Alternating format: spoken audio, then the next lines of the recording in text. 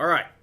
Welcome to the Comic Rundown, brought to you by The Comic Den. I'm your host, Ace Knuckles, and I'm joined here by Jacob Whittington, Hello. AKA Chronicler177. That's right. I finally got it right after a million different times of getting it wrong. You can find me at The Comic Den on Instagram and Facebook and YouTube, but if you're watching this, then you don't really need to know how to find me. Jacob, what are you doing with your life, and why should my 15 subscribers care? I ask myself that same question every single day, Ace. I make Halo machinimas, mostly. You can find me on my YouTube channel, Chronicler177, if you like that sort of stuff. That's what I do. All right, for those joining for the first time, let me explain what we're doing here. I find people who I enjoy and who may enjoy a comic. We both read the same comic, then we discuss said comic. Remember, folks, I am not a Star Wars expert or a historian. I'm just a guy who tricked one into being my friend. So, also, if you haven't noticed, we've got video. Oh, yes, we do. Now, I've been told rule number 1 for video is do not look directly into the camera. Oh, I'm going to be doing that at least every 15 minutes or so, just for dramatic effect. Just give them the doe eyes. Yeah. Also, for those of you wondering why I'm looking at the table, it's not because I have social anxiety or anything. I have notes. Lots of notes, copious notes, one might say. It's true. And so I look at my notes. I tried to decide how I could do it sneaky, and then I tried to decide how I could remember it. And I said, "Fuck it, I'm gonna turn into this kid. Just have the notes. I'm just gonna read the notes, so you guys can suck it." They won't mind. All 15 of them will not mind. That's right. I may have dropped down to 14. I don't know. It's the Russian bots. I probably only have 3. They're sabotaging you or something like that. Yeah, we'll blame it on them. Or communist, right? Exactly. Yeah. Remember, as our Lord and Savior Liberty Prime says, communism is death. Capitalism is truth. There you go. Or he shoots you. With his laser eye. Laser. You've played Fallout, haven't you? Yeah. Okay, yeah. Coolest fucking laser, thing ever. Laser eye, just the one. Hey, a laser! How come you don't have a laser, Woody? So, like I said, I use notes. Don't think it's because I'm unprofessional. It's just because I'm too Notes lazy. are very useful. That's are. why your teachers make you take them in school. Just FYI. That's right. Jacob, when last we spoke, you were having some logistical difficulties with one of your projects and an unnamed contracted worker. Mm-hmm. How's that progress coming? Well, I got a new guy working on it. He is one dedicated son of a bitch. He is awesome. He is picking up the slack big time, and he's doing it for free. I could not ask for a better compatriot to save this project's ass. And while we cut 50% of the content that was originally planned to be made, as far as that type of content went, all that was pretty much just extra flashy shit anyway, and it wasn't necessary to the story, so we boiled it down to the story. We're thinking we should have it done at least by the end of January, maybe hesitantly, if I really want to cross my fingers and knock on wood. We'll see. I also released a teaser trailer, a 30-second teaser trailer, for the reboot of my Fallout machinima, Wasteland. Released that yesterday. The project went from never going to happen to green light in less than a week. That is not usually how I do things, but after 6 years of wondering how to pick up the series, I finally had a good idea and got really excited about it. There you go. So more on that in the future. Okay, so whenever you contract work out, or I usually don't, but go ahead. in the one instance, or not even that, you have other characters on your project. Yeah. How strict do you want it to be to your vision, and how much leeway do you give people? Well, when I'm assigning people to these roles, especially voice acting, but sometimes art direction, like what my CGI guy is doing right now, a lot of them are better at it than I am, and so I genuinely usually trust, if they're going to make any changes, I usually trust it's for the best. So I give them some leeway. Now, Gotcha. They can't go and make, like, radical changes or anything, you know. it's not studio interference we're talking about, but usually anything that they add or change will make the project better. Yeah. Okay, I got it. Yeah, I like to do the same thing whenever I get like art commissioned. I have a general idea. I want it to be the Flash and maybe doing something awesome. But it's not my job to be an artist. I came to you, and so I want you to do your thing, not... Okay. That was a problem I had with the previous guy I contracted out. Yeah. He kept trying to rewrite scenes, saying it made no sense to him, and I had to tell him when I came down hard on him, I said, it's not your job to be a writer, it's your job to make the scenes that I've given you the storyboards for, so... Yeah, and that's one thing if I tell you that I want the Flash, and then you're like, okay, yeah, that's cool, and then I get Batman. Yeah, that's totally... I mean, there's a difference between it's taking some artistic...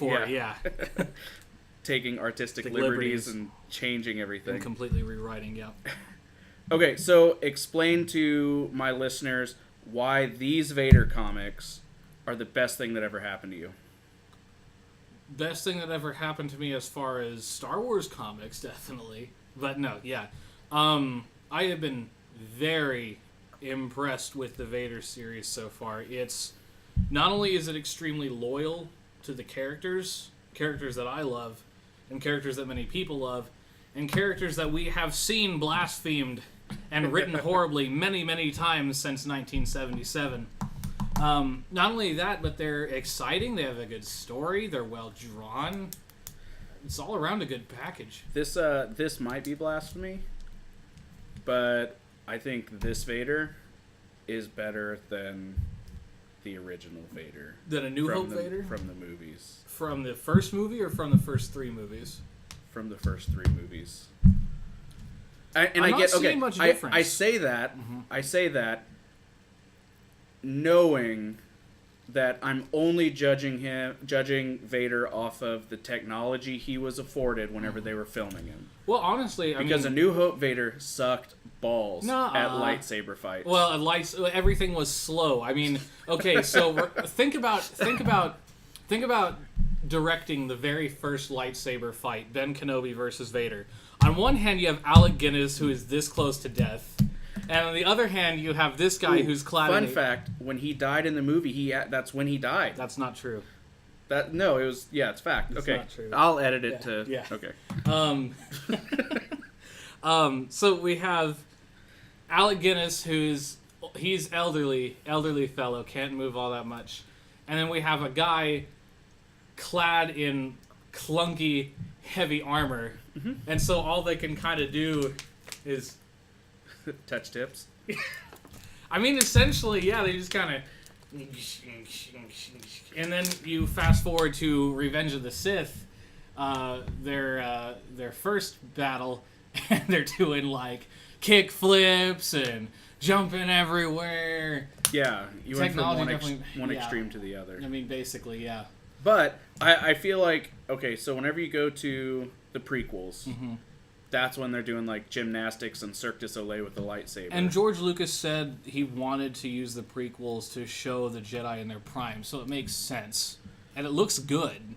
Yeah, it looks cool. It's all very unnecessary.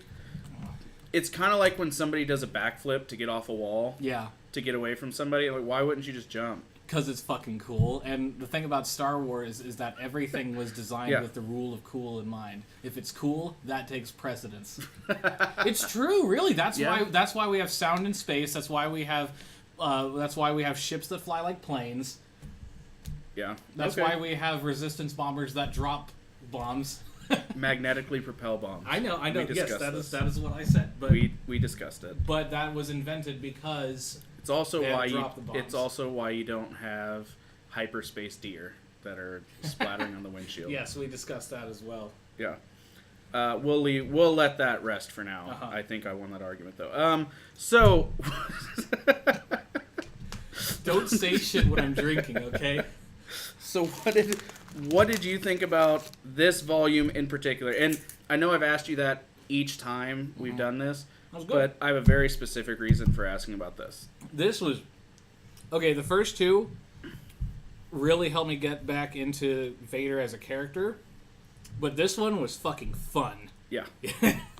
I mean, damn! And it brought Luke and all the rest of them into the mix. Yeah. I mean, Luke Skywalker is my favorite character ever, period, bar none. So it's always good to see him in a way that I haven't seen him before. And I don't have a whole lot of media on him between A New Hope and Empire. So this was good. You should check out Jason Aaron's run on Star Wars. Yeah? Yeah, it picks up right where Vader does, and they run parallel. Concurrently? And then, so the reason I asked what you thought about this volume is this is a crossover. Right. This isn't Vader. This is Star Wars and Vader, and they cross over. Right. So we have Kieran Gillen, who's been doing Vader, and then we have Jason Aaron, who's probably the best writer Marvel has at the time, or at the moment. And he's doing Star Wars. And so now you have Aaron writing Vader, and you have Gillen writing Star Wars characters. And so did it mesh well for you? Did it go seamlessly like it was supposed to? Yeah, I was actually really impressed at how seamless it was, because I haven't read the other issue that's running next to it, but I was still able to pick up on everything. Yeah. Yeah, and it's one of those that if you read Vader Down, you don't necessarily have to either know... Well, you don't really need to know what's going on in Star Wars. Right. I would think you need to know more of what's going on in Vader. Yeah. If you're not reading Vader, you have no idea who Afra is. Yeah, because when Afra comes in, you're going to be like, who the fuck is this? Yeah. We already know who Han is, and Chewie, and R2, and yeah. So, did the switch in writing styles ever throw you off? I didn't notice it. Okay. I mean, it Good. seemed pretty consistent, so... Yeah. Crossovers typically really piss me off. They can, yeah. Let me tell you, when the Sweet Life of Hannah Montana dropped, I was so pissed. It was so unfaithful to the characters. Yeah, that's Yeah, really it was burned fucking you. horrible. Yeah, but go on. So usually it just seems like a cash grab. We Can have Batman, who's super popular, but then we have... I'm not going to say another title because everybody's going to hate me because everybody's fan base is someone else. But you have Batman, who's super popular. This one that's not. So what we're going to do is we're going to cross over.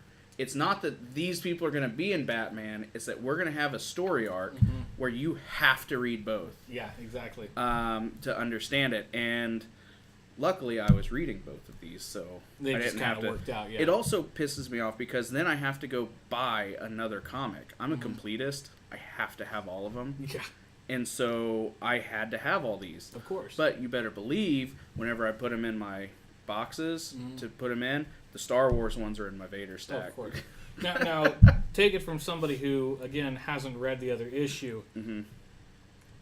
Knowing that this still worked out, and that may be because it is Star Wars, and we're not solely relying on the comic universe, because the films are in the same universe, too. Yeah. So we pick up, and Luke's, like, looking for an ancient Jedi temple. Well, yeah, of course he is, because that's naturally where you would leave off from A New Hope. That's what every Jedi in every They're always media... looking for those goddamn temples. And have you ever noticed there's no fucking shortage of temples? Yeah, they're everywhere. Everywhere they go! Yeah. What the hell? I mean, I knew they were big at one point, but damn! We gotta go to Costco. Yeah, there's a temple there. Look, we got Costco, we got Pizza Hut, and we have the ancient ruins from 2,000 years ago. You just go down Webb, turn right at Costco. It's right past the Jedi temple. Look for the broken pillars. It's right past the The temple. broken pillars, there's usually a dark side spot, you know.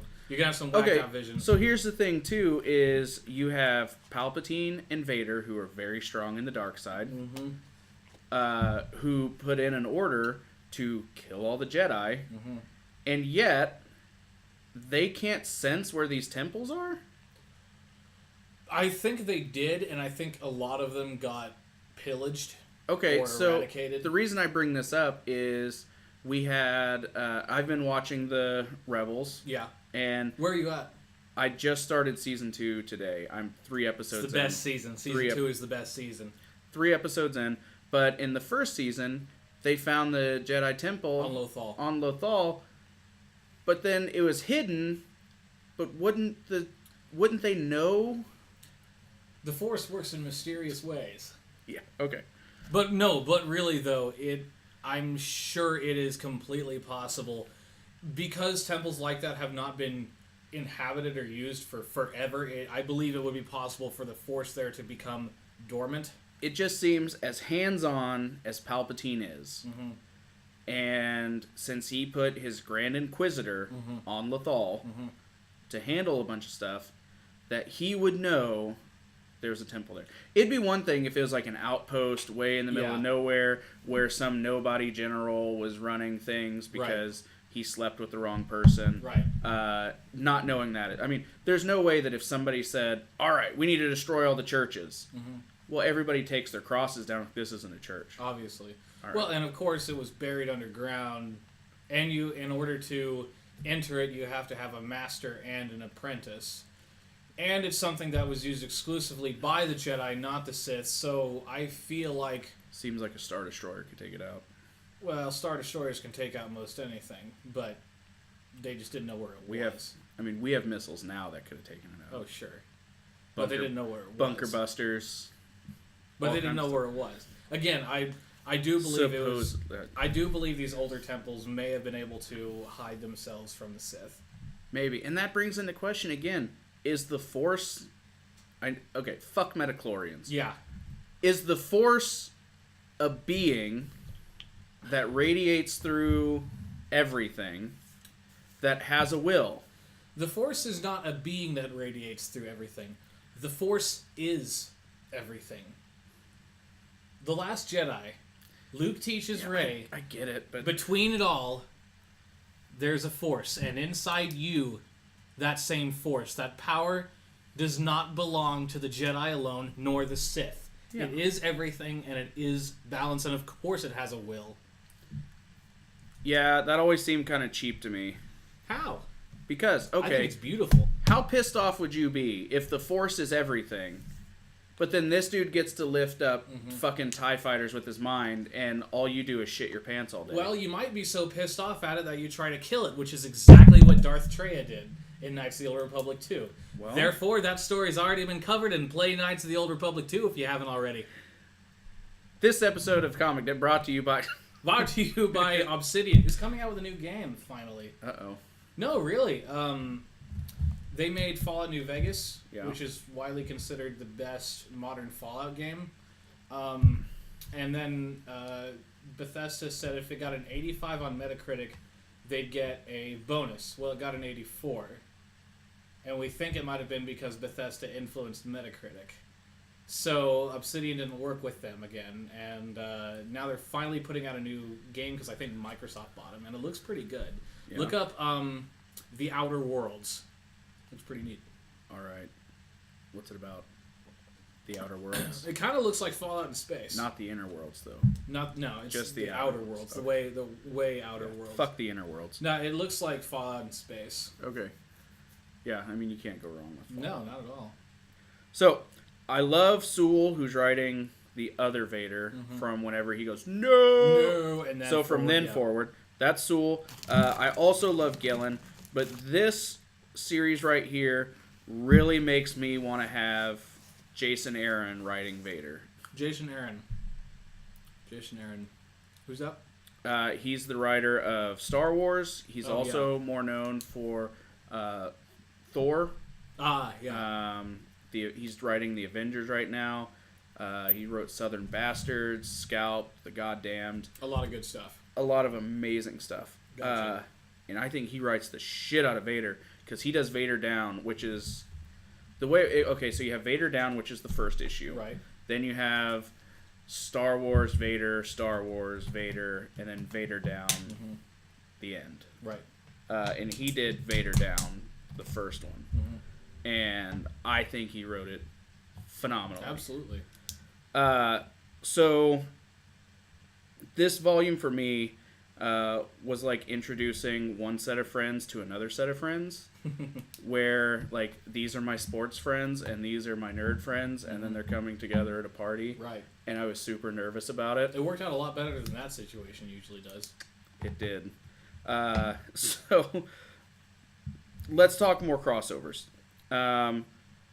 What has to happen to make a crossover, to make your nerd friends and your jock friends? What has to happen to make those two things come together beautifully? Well, first off, the fucking stars have to align. No, but really, like, you need to be... If you're going to do a crossover correctly, you can't force it. Look at Batman versus Superman. You know, you have to have some initial world building for these characters, even if they're already established characters. Yeah. Like, if we did a crossover straight after A New Hope, it wouldn't have worked. But we've already had these issues running, and then they finally meet. So that's the first thing. And two, even if you have these issues running next to each other, it has to come at a natural point. It cannot be forced. That's what I liked about this so much. It didn't just push them together. Yeah. There was actually, like, a reason why they met up, a reason why all this happened, and it flowed very naturally. Yeah, and they both kind of built to it. Like they had planned it in the beginning. Yeah, I mean, through all of Vader, he's been looking for Luke. Right. So this was definitely a good payoff to that. So what typically goes wrong in bad crossovers? Again, everything like just The feeling... Secret Life of Hannah Montana. Everything just feeling extremely forced. When it's forced, it's awkward, it's hard to write, and you get bad writing decisions like Save Martha. Well, even bringing up Martha, you don't need to tell that part of the story, and that's part of it too. Is you do need to world build, but you don't have to retell the same shit every time. We get it; they died. We know. How many times can you kill them? So far, we're at like 7. Right. And so, I think that part of Batman versus Superman is what I really hated. The rest of it I liked. I enjoyed it for what it was. Yeah, it's it was a bit superheroes beating each other. I also hated Doomsday. Yeah, he was brought in way too early. And Jesse Eisenberg is a fantastic actor, but his casting as Lex Luthor was rather unfortunate. Yeah. Because you know what they were trying to do? They were trying to get another Heath Ledger Joker. Lex Luthor's not supposed to be neurotic. No. He's supposed to be calm, cool, bald. super genius sociopath. He's not supposed to have ADHD.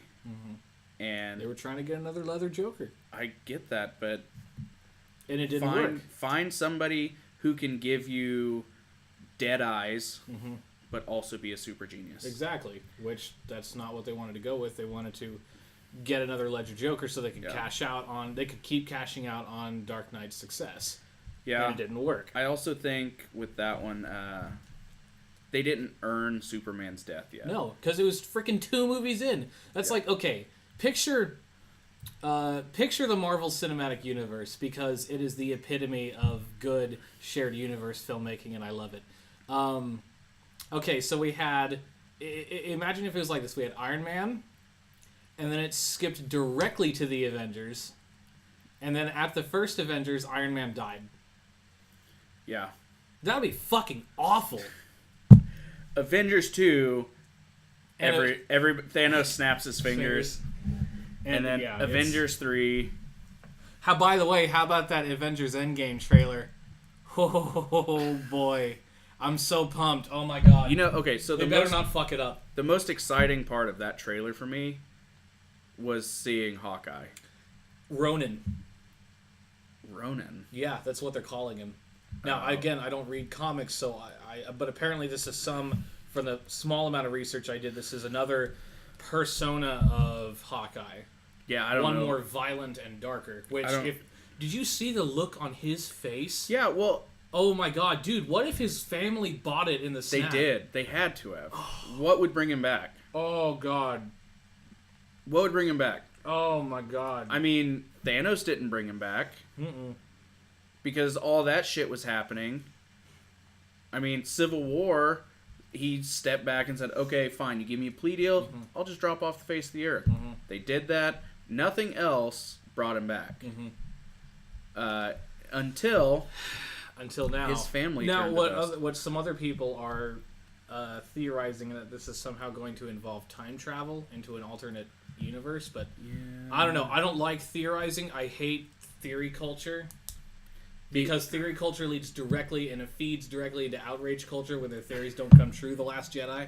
The only thing that I think would be a sufficient payoff if you're going extra dimensional is if they get trapped inside of Soul World. Well, I don't know. Which has huge precedent. I mean, sure. The Soul Gem in Marvel Comics has its own pocket universe inside of it. Right. So if they invoke that, I'll buy it. Mm-hmm. If they're just going to say, Dormammu, I've come to make a deal, and then he just does that, I'll walk out. Yeah, they better not fuck it up because they have so much potential here. I'll take a shit on my seat and I'll walk out. They have so much... Don't do that. That just hurts the theater.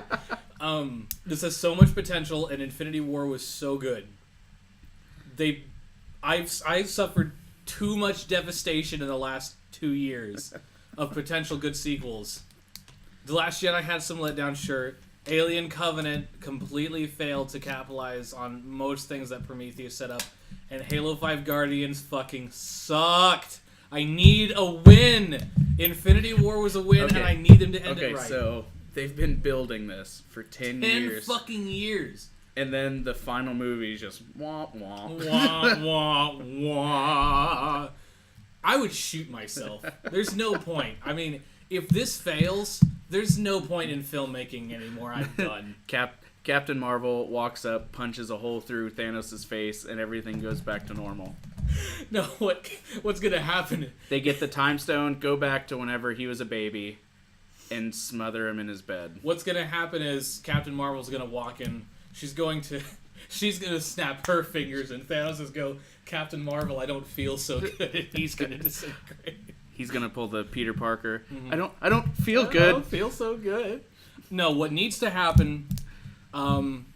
Cap needs to die. Tony needs to die, and Thor probably needs to die. They're setting up for it. Mm-mm. Yes, it needs to happen. No. Okay, so here's what you do. You have Captain America goes into Soul World. And in Soul World, it's been written different ways.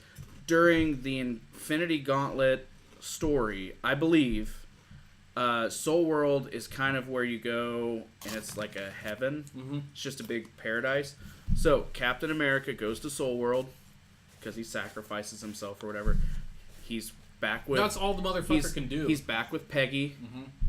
Mm-hmm. Life's good. He's reliving all of his greatest hits. Mm-hmm. Then, whenever they need him in the future, they pull him out of Soul World.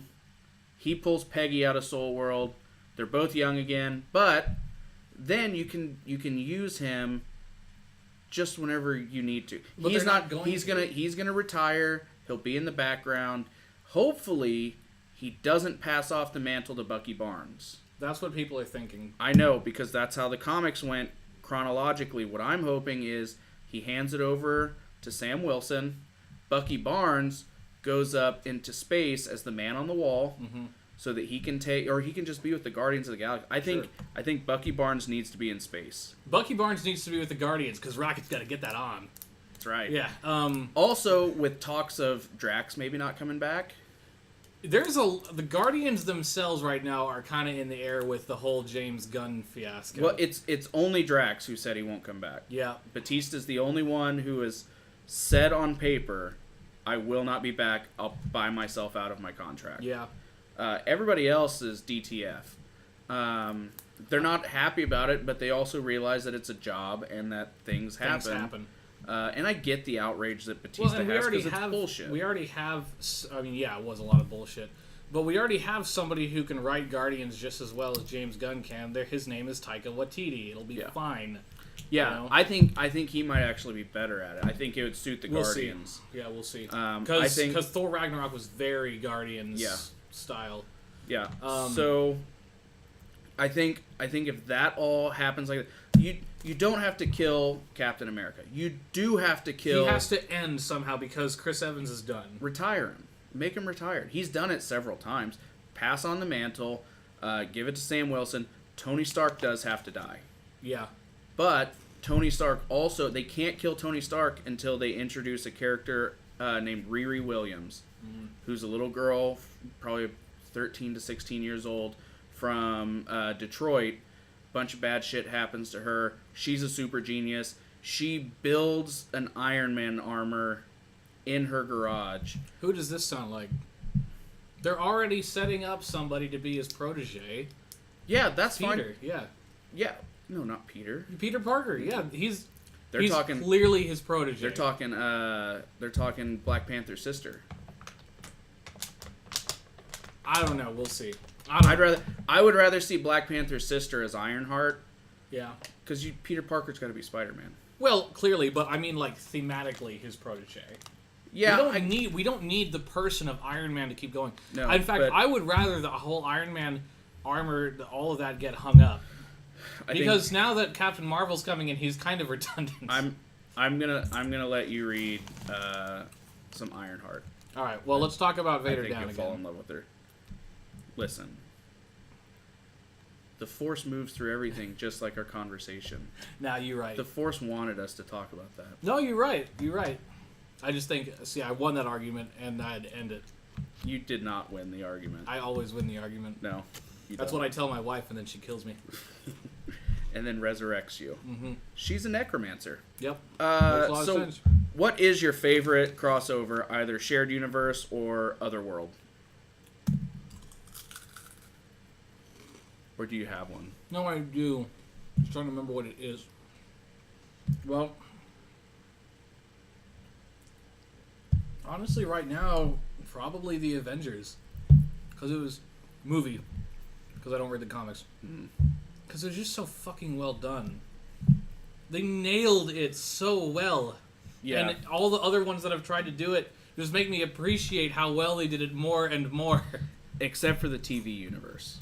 I've never watched them. Fuck Agents of S.H.I.E.L.D. Fuck Agents of S.H.I.E.L.D. I've never seen Agents of S.H.I.E.L.D. I didn't see Daredevil. I haven't seen Iron Fist. Netflix, Canceled great. them all. No, but the Netflix runs were great. Okay.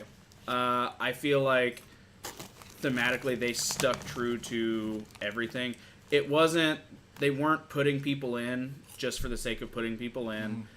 They would mention the event, and they would mention Sokovia, they would mention all these other things. New York. But it was never like a, let's hang on these coattails. We're going to be our own street level thing. Just in the same universe. But we're going to mention this enough so that you know that we're like touching. Yeah.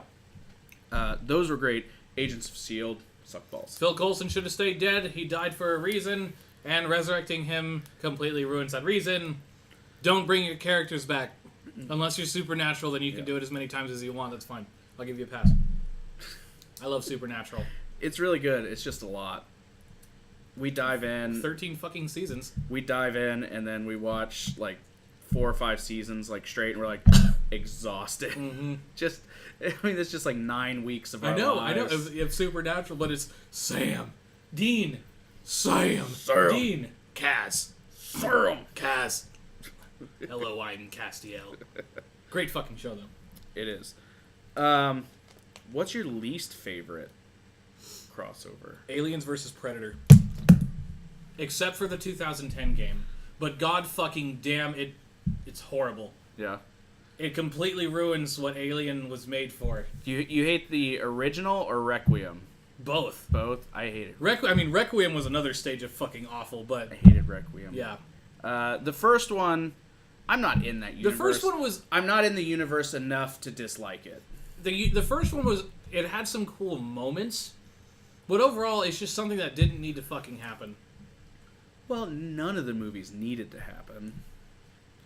Yeah, but when you have Predator 2, and he's in New York, and there's a xenomorph skull on the back wall of his little... That was a fucking cameo. I'm just saying. It was because they were pulling... But they're setting it up, and fans wanted it. They left that door open. So fuck whoever those guys were that said, "Hey, you want to know what'd be cool? Let's put this in here." All right, I'm just saying it. It's just like whoever made what was that Will Smith movie where he lived in New York City with all the zombies? I Am Legend. I Am Legend. That was really good though. Right, but in the background, You have the Batman symbol with the Superman symbol in it.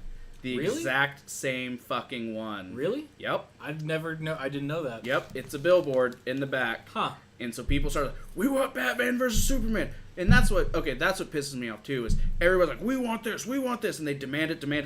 And they come out. And then they make it, and okay, if it hadn't been demanded or hyped up like it was, people would say, and that's why the DVD sales and stuff are still doing great. The after movie, and they even made a lot of fucking money whenever it came out in the theaters. Sure.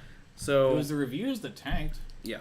But then so did Venom, and look at that thing. That thing's kicking everybody's dick. Yeah, Venom had shit reviews, but it was great. Venom's kicking everybody's dick. Venom was the movie it needed to be. Now, my least favorite crossover is Superman versus Alien. It's a comic book. That exists? Yes, sadly enough it is. Fucking why? They're completely thematically different. Like, AVP is one thing. Like, I can get behind that. Now, an awesome one was Batman versus Predator. That would work a lot better than Alien versus Superman. Right.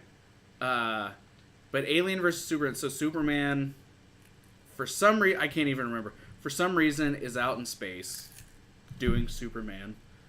Turning the world around to reverse time. No, he was looking for remnants of Krypton. Mm-hmm. And he goes to like this area of destruction and gets inside of this little chunk of rock, and he discovers all the xenomorphs. And so they're all over the place doing all kinds of craziness. And then the entire comic... Keep going. The entire comic is Superman going, these might be intelligent beings, I can't kill them. Yes, you These can, might be Superman. intelligent beings, I can't kill them. Yes, you can. The entire time. They're bleeding all over him, and he's not by a yellow sun, so he's getting weaker, and the acid's starting to burn them. And it's just an awful... Shitty writing has destroyed the xenomorph, and now they have a really annoying habit of cropping up at every single goddamn point in the galaxy. Which is what I hated about this fucking book. Aliens Bug Hunt? There were some good stories in here, yeah. But the amount of times they ramrodded the xenomorph into so many different worlds... That's the problem with Alien, and that's why it's getting stale, because you can only do it so many times in so many ways until it just doesn't work. The dynamic doesn't work anymore. Well, and my thing is, if they reproduced as quickly and as viciously as they're shown to, why haven't they taken over the entire universe? Because they don't have spaceflight. And yet they keep showing up in space. Exactly. I don't fucking know how. Which I'm hoping, if Fox decides to make a sequel to Covenant, we'll see. But I don't know. Covenant was a financial bomb, so we'll see. All right, you ready to dive in this? Of course. Issue number 1. About fucking time. Vader Down. In the scroll, we are reminded that Luke does not know Vader is his father. A fact I keep forgetting, because Vader does know that Luke is his son. So that made me think, whenever I read this, when Luke does find out, and you have that terrible moment of acting where he goes, I am your father. And he goes, no! You know, the first Star Wars movie to not struggle with a yell is, ironically, The Last Jedi. Really, the two screams in that movie are great. So I think back to that moment. That's exactly, it sent me back to that moment. And whenever I watched the movie, I was like, why is he so upset? Like, I get it sucks, your dad's a dick, but like, you just threw a hissy fit after your hand got cut off. For whatever, you had a super strong emotional reaction. I know why. If anything though, you'd be like, wait, no you're not. That's stupid. You'd be denying it. But instead, he just, no! He knew it was true. He just had to search his feelings. But imagine how used Luke must feel in that moment when he found out. Going back to that, Obi-Wan lied right to his face. Misled him. Anakin was your father. Okay, well, Anakin's also fucking Darth Vader, and you know that. Mm-hmm. So you know what's funny? You know what's another young hero that was horribly used by an elder for the cause? What? Harry Potter. That is true, but they addressed that. Yeah, I know, and they didn't in this, but Right. it wasn't part of the story. So anyway, I can. If you're conflicted about that, I can tell you why he was so upset that Vader was his father. well, hold on. Let me. So Obi-Wan lies to Luke's face. Mm-hmm. He does this so that Luke will go and join the rebellion. Right. The rebellion uses Luke, even though they don't know the relationship. Right. Because of Kenobi. And then, the whole time, they call it the Force. Mm-hmm. So his entire life is built on a lie. Right. His entire life. And in that moment, to me, in my mind, in that moment, Luke's like, everything I've ever been told has just been to use me. Mm-hmm. And Well, I think we also kind of see that shift in Luke where he starts saying, well, I just don't give a fuck anymore. And I'm going to go hunt this bastard down, and I'm going to do it my way. He definitely goes dark. I mean, look at the opening of the Return of the Jedi. The first fucking thing we do, he does, is we see him force choke those Gamorreans. Mm-hmm. And Yeah. he's wearing all black, and he's super solemn. Right. Yeah, he got pretty close to the dark. Yeah. And again, I've said it before, the comics just make me appreciate everything that's happened. Mm-hmm. And I think that's so hard to write this so that it doesn't overshadow, but it enhances. And without treading on the original's feet. Right. And I've noticed that as I go through the Rebels, you know, whenever I was reading Kanan Mm-hmm. and his run, Mm-hmm. those like now that I'm watching Rebels, I want to go back and I want to watch that because I know it's going to enhance Rebels. Right. And I go back and I read these, and it's enhancing every other part. Right. So I really enjoy how they do that, and it blows my mind that they have such self-awareness in their writing. It's very refreshing. Because it would be easy, the caliber of writing they have on these, it'd be easy to say, you know what, we're going to blow these guys away, we're going to leave them in the dust, we're going to make these the best stories ever. Yeah. And, I mean, they're doing that, but in a way that also brings the movies up with them instead of just leaving them behind. Yeah. So, all right, tell me why your theory on why he's so upset there. So, other than his hand's gone. well, other than that, yeah. Picture that you have spent the last 3 years basically idolizing who you thought your father was. You think your father is Jesus Christ. Anakin. And then it turns out he's actually Literally. Satan. Yeah. That I would be pretty fucked up. But would it be such an immediate reaction, or would you just be like, "You're lying"? No, yes, absolutely. I think he was through He that was- battle. he was starting lying to to figure it himself. out. Yeah, through that battle, he was Okay. starting to figure it I'll out give you because that. lightsaber battling is a form of expression and communication. Right. It is. It's been established that in Star Yeah. Wars. But I think he didn't want to accept it until Vader finally told him, and Vader says, "Search your feelings. You know it to be true." Yeah. He was lying to himself about it, and that's like, I love my father. Mm-hmm. So if one day I was told that actually he'd killed children when he was younger, I would probably scream no at the top of my lungs because I don't want to fucking believe that shit. Would you go with Luke's scream, or would you go with Vader's scream? They're both so bad. It's hard to act. Would you that. Would you find the closest pole and go no? No. Or would you stand up? No. Honestly, I think Luke's was better. Yeah, it was for sure better. Yeah. It was less corny. I think it was just a lot of emotion for a very chill moment. Well, the Imperial March that sounds when he says no, that's not true, that's impossible, kind of overshadows all that too, so it's good. John Williams saving everybody's asses since 1977. So that brings up the question: should we keep things from children, or let them know what's really going on? I'm gonna bring Harry Potter back into this, and I don't know. I don't have a good answer for that because it's such a gray area. I mean, the worst thing that's gonna happen is they're gonna find out, and they're going to hate you for it, or they can make the right decision and go through with it anyway, like Harry does. Okay, so say they don't send Luke away to live with his uncle. Mm-hmm. Then the Emperor would have found him and killed him. And instead, he stays with Kenobi. Mm-hmm. And Kenobi says, listen, your dad used to be a great man. Now he's an evil bastard. I'm going to train you in the ways of the Force. Instead of you wasting 20 fucking years of your life. Well, I think the problem with that is that when you try to force someone into that kind of role, they, especially if they're a teenager, they will rebel against you. Well, and you don't have to... Okay, so you don't have to force him, but you can be honest and say, listen, this is what happened. This is why we're hiding. Mm-hmm. Now, you have a choice to make. You can stay here and do nothing. Mm-hmm. That's fine. Live your life out here. Something will happen in the future, and somebody else will take care of it. But then if you know about that, you're going to try to fight it as hard as you can.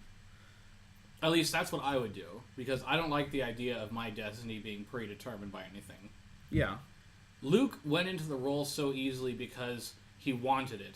Of course, his aunt and uncle had to die horribly. Yeah. But sometimes that's what it takes, I guess. I mean, personally, I think there's a fine line. You don't have to sit down and... He shouldn't have lied to him. Okay, so the thing that I was thinking of whenever I was trying to come up with an analogy. So when your parents sit you down to have the talk, right? You can sit down and have an open, honest conversation. Pretty sure when I had that talk, I was Luke going, no, that's not true, that's impossible. Ah, la, la. Mm-hmm. So you can sit there and tell them nothing and keep them in the dark. You can sit down and have an open, honest conversation. Or you can sit down and turn on pornography. Mm-hmm. So, I mean, obviously you don't want to do the first or the last one. Right. But Obi-Wan could have sat down and said, hey, your dad used to be awesome. Mm-hmm. We thought he was going to be awesome. Turns out he wasn't so awesome. And of course, we all know the real world reason why it happened, because Lucas didn't invent the twist until Empire. Right. But looking at it purely from a lore perspective, yeah. He probably should have told him the truth. Yeah, this is assuming that all this shit's real. Yeah. I mean... Which, that's good with me. I like it better than the alternative. Yeah. I mean, we don't even have speeders. We got fucking nothing, dude. So we have flashlights. We've got Vader. He's flying through space in his ultra awesome TIE fighter. The TIE Advanced X1. It is the only TIE fighter with a built-in hyperdrive, as far as I know. And Vader's doing Vader. He's talking to Aphra. Aphra's saying, okay, here's what you're going to find whenever you go to this planet. And then Vader goes, the boy cannot hide from his destiny. Or from me. I can hear James Earl Jones. It's great. So, does Vader think that the prophecy about a balanced force is true? Who's to say what Vader believes about the Force right now? Does he hate it? That's a question I have. He clearly reveres it because, you don't know the power of the dark side, and the ability to destroy a planet is insignificant next to the power of the Force. But could he hate it? Because look at him. Like in the other Vader series that I'm about to do another episode on, there's a point where one of the Inquisitors is remarking to herself as Vader walks away. She says something along the lines of, so ready for death, so ready to die. Mm-hmm.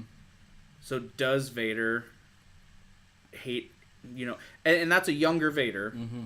So he hasn't really come into his own yet, and there's a lot of other stuff going on. But it's very possible that Vader hates the circumstances that he's in. Well, let's think about it. He's having a midlife crisis. He was manipulated. He bought a new car. Yeah. He's looking for his son. Yeah. He's trying to get him into the family business. Wife is out of the picture. Yeah. He's having a midlife crisis. His boss sucks.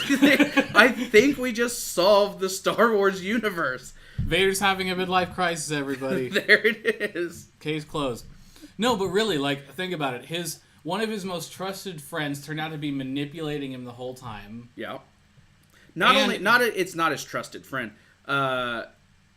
It was ever since he came back as Vader, he's hated Right. Palpatine. Well, that's what I'm saying. Yeah. After he figured that out. Yeah, and then it But just before that- keeps piling on. Before that, the two were thick as thieves, remember? Right. Yeah. Now, he also thinks he killed his wife and unborn child up until now. Yeah. I would be struggling to live with myself if I think I'd killed Alyssa. That would be fucking awful. Yeah. Why'd you get all shifty whenever you said that? I didn't get shifty. I was burdened with the thought that... No, seriously. Like, what if you had to live with the fact that the person you loved the most was dead and it was probably your fault? Yeah, the person you're willing to sell out everything you've ever been That's taught. a 357 right to the brain pan, man. You know, I'm done. Fuck that. I don't know how he's still doing it. Right. In fact, he's barely doing it. He's more machine than man. He's fueled by rage. That's not even alive. Right. It's nothing. Okay, so going back to the boy cannot hide from his destiny or from me. We're 2 pages in. 50 minutes and 2 pages. Does Vader believe he's working against destiny by turning Luke? Because he's separated. Vader is not part of his destiny. He might have just been trying to be a smart-ass troll. But they separated destiny from Vader. Mm-hmm. So does Vader believe he's working against destiny? I think Vader thinks... I think that's probably true because Vader thinks he's already broken destiny before. Remember, you were the chosen one! Yeah. I'm making you tear up, aren't I? No, but look, he thinks he's done it before. Yeah, he could do it again. Fuck destiny. Yeah, so you think he's just trolling, saying he's stronger than destiny? I think he's not just trolling. I think he's trying to prove a point, maybe to himself. Could be. I think at this point, Vader is questioning everything.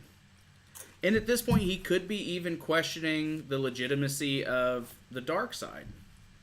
And remember, Anakin Skywalker is not somebody who likes to be told what to do. He was born a slave. That's right. He got his freedom, and then he was continuously rebelling against the Jedi Order, even though he was in the Order. He even rebelled against the proper way to be conceived. Yeah, he did, didn't he? He was like, you need sperm? Nope. There I am. Anakin, you can't just keep hopping into women. Fucking watch me, bitch. Okay, here's this lady on Tatooine. Yeah. So, again... That's fucking awesome, by the way. Can we just show him that panel real quick? Can we get there? We have one question until we get there. So, is Vader trying to protect Luke? Or is he trying to save Luke so that he can curry favor with Luke? Maybe a bit of both. I think he thinks maybe turning Luke to his side is truly the proper thing to do. Because then at least he could have his family back. But he thinks he can't go back to the light side. This is the only option for him. If he wants his family back, they have to be with the dark side. And I mean, in all honesty, it does seem like the dark side is more powerful. Well, and what did Yoda tell him? Or at least he told Luke, but I'm sure Anakin was told this at some point. Once you start down the dark path, forever will it dominate your destiny. He's going to believe that. It's ingrained into his head. Right, because the smartest man ever told him. I gotcha. Okay, so here's the page. Let's see. Show him that real quick, and then I want to pose a question. Yeah, okay, so here he is coming out of hyperspace, only to be met by a giant squadron. Fucking Blue Squadron. X-Wings. Blue Squadron. You know, Blue Squadron was originally supposed to be in A New Hope instead of Red Squadron. Oh, but yeah? because of blue screening, they had to change the colors on the X-Wing to red. So the book mentions Blue Squadron. Luke is Blue 5. Okay. It's fascinating shit, man. So they put him back in here, and they put him in Rogue One as an homage to that. Yeah. That's awesome. Like, from a filmmaker standpoint, that's great. Yeah.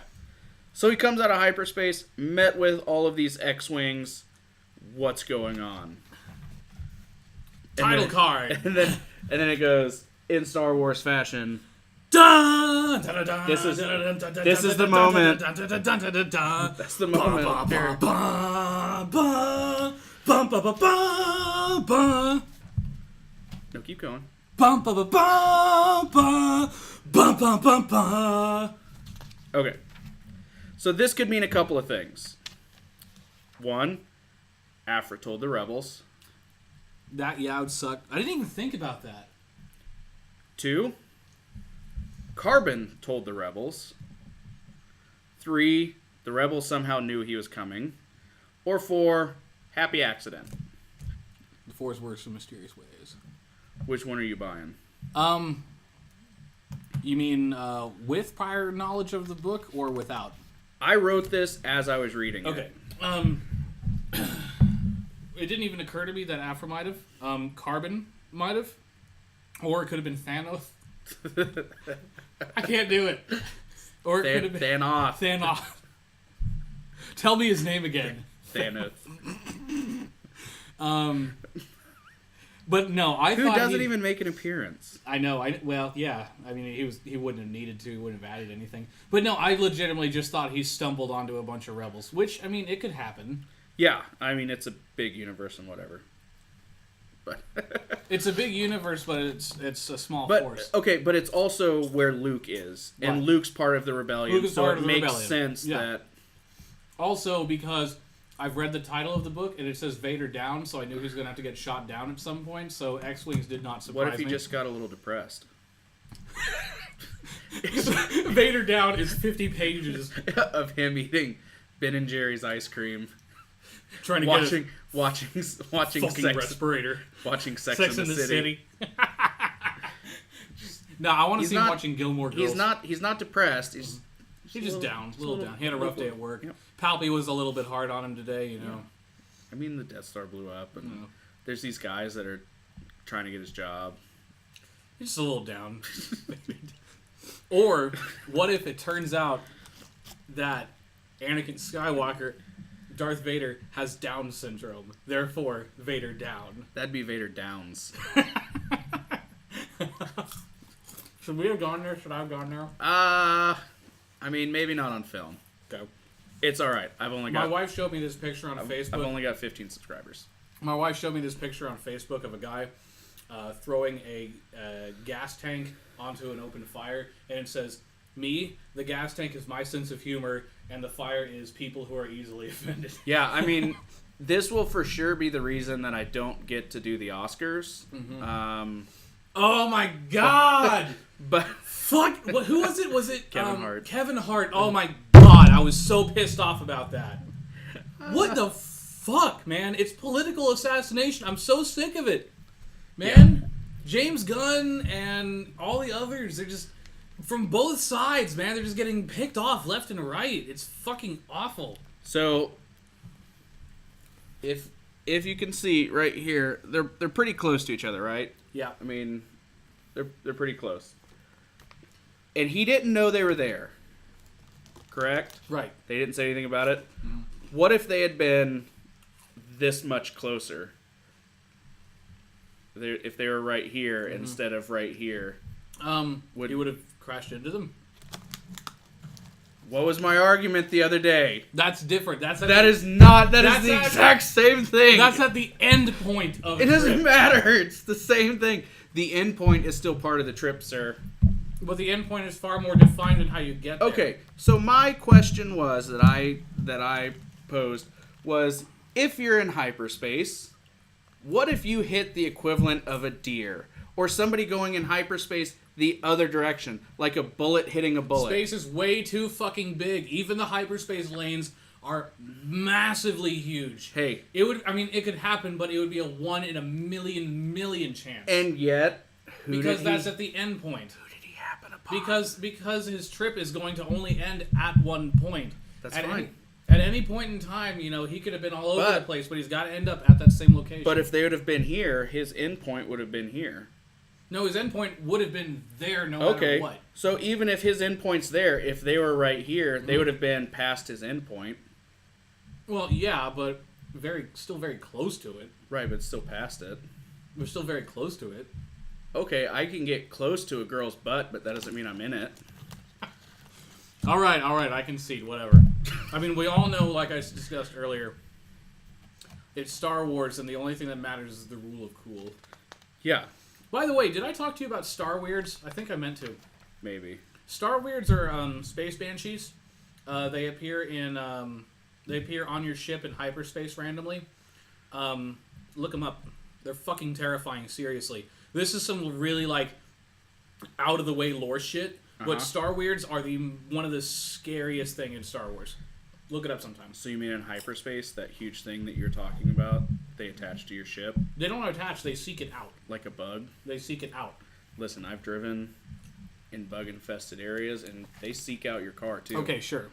But they actually teleport inside the ship Yeah. and then kill everybody on it. Ooh. They look like banshees. They float off the ground. They actively seek out Force users as well. Yeah. And it's hypothesized they're creatures of the dark side. But just imagine, you're flying through space, you hear a scream, you turn around, I mean, there's nobody else on your ship, right? But you turn around, and there's this fucking gaunt, skull-faced, pale woman there, and then she kills you. I would shit my pants. How do you beat them? You kind of don't. Power of Christ. The power of the Force. They're vulnerable to Force powers. Okay. But if you're not a Force user, now So if you're not a Force user, okay. you're not as likely to be attacked. But if they're creatures of the dark side, why would they be vulnerable to the dark side? I didn't say they're vulnerable to the dark side. I said That's they're the vulnerable Force. to the Force. The dark side is the Well, Force. sure. But something born of it doesn't actually make you immune to it.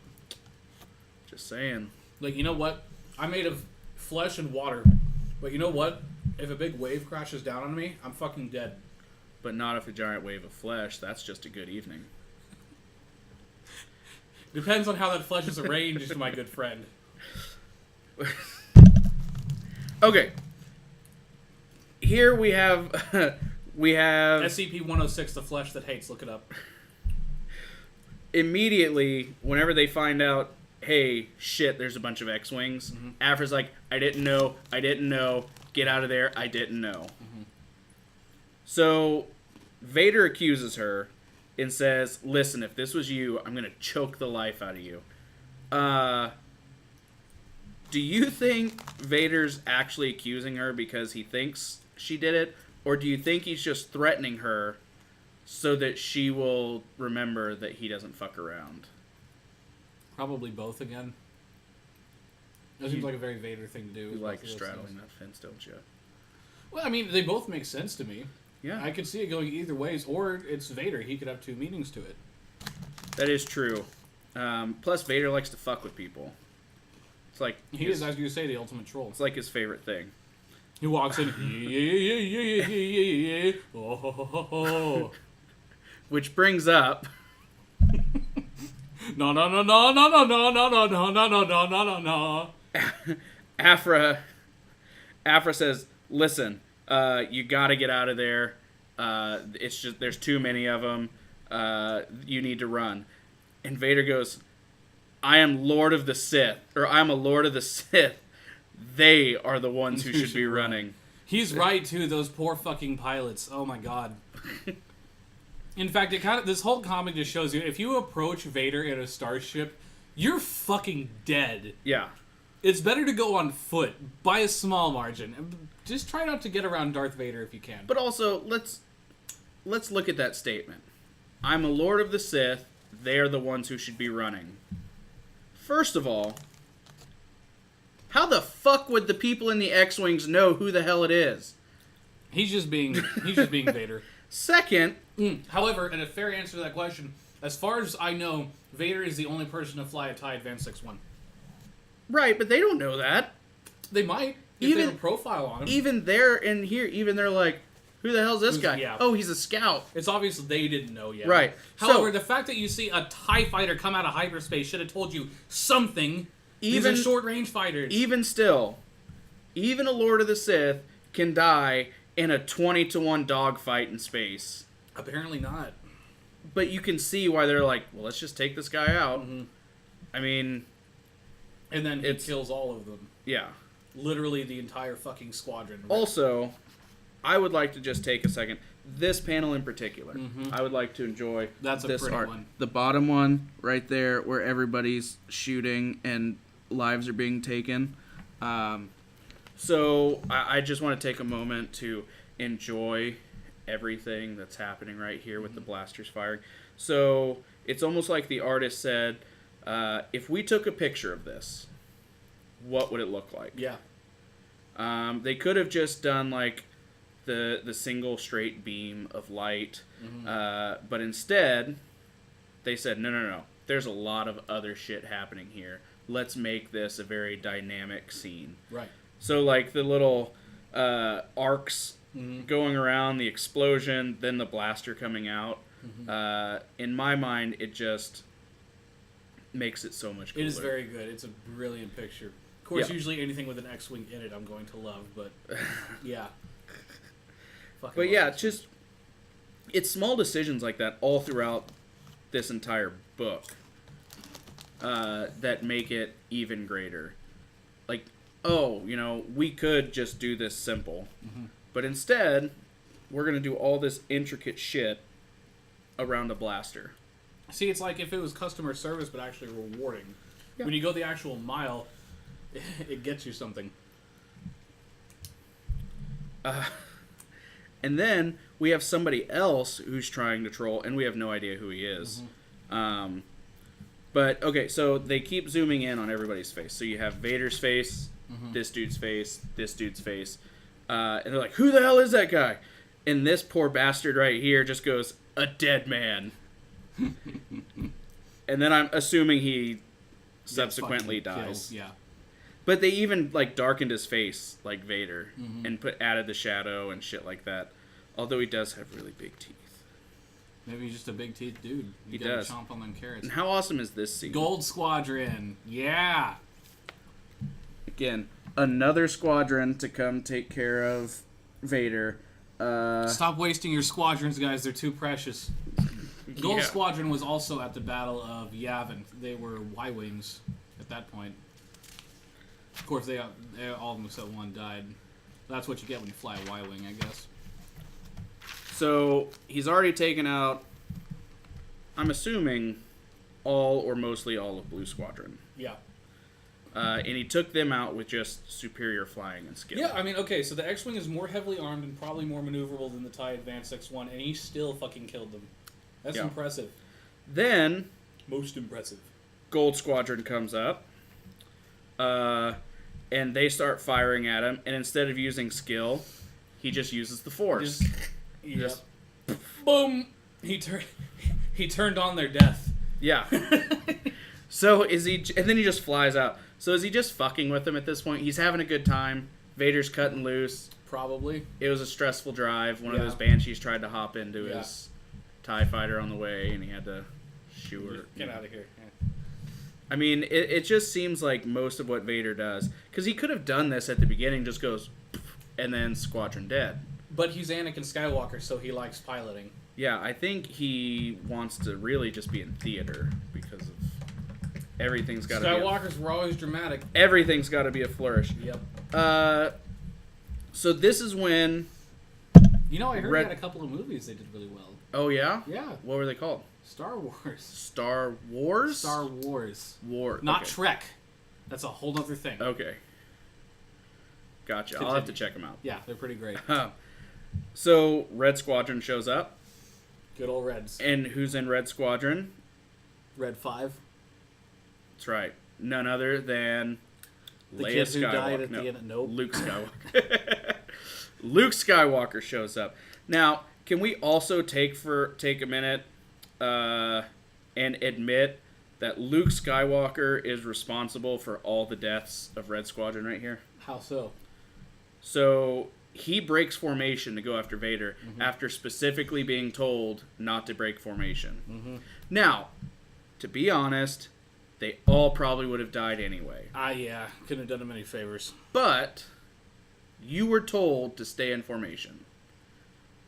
Don't go after him. We need to come at him full force. And you're like, sorry, guys. I got to go fight my daddy. Look, well, he doesn't know it's his dad.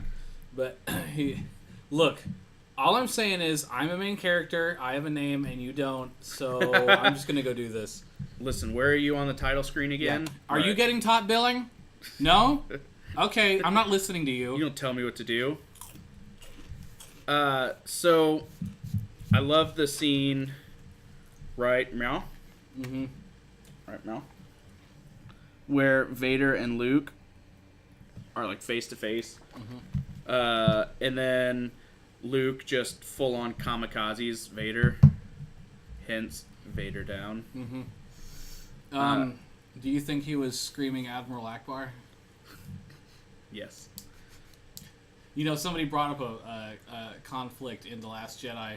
Like, why have Admiral Holdo do the whole kamikaze, the Super Star Destroyer thing, when they could have just had Admiral Akbar do it? And somebody responded to that, if you think Disney is going to have somebody named Akbar run his ship into a large structure in 2018, you're fucking crazy. That's a really good point. Just fucking saying. I'm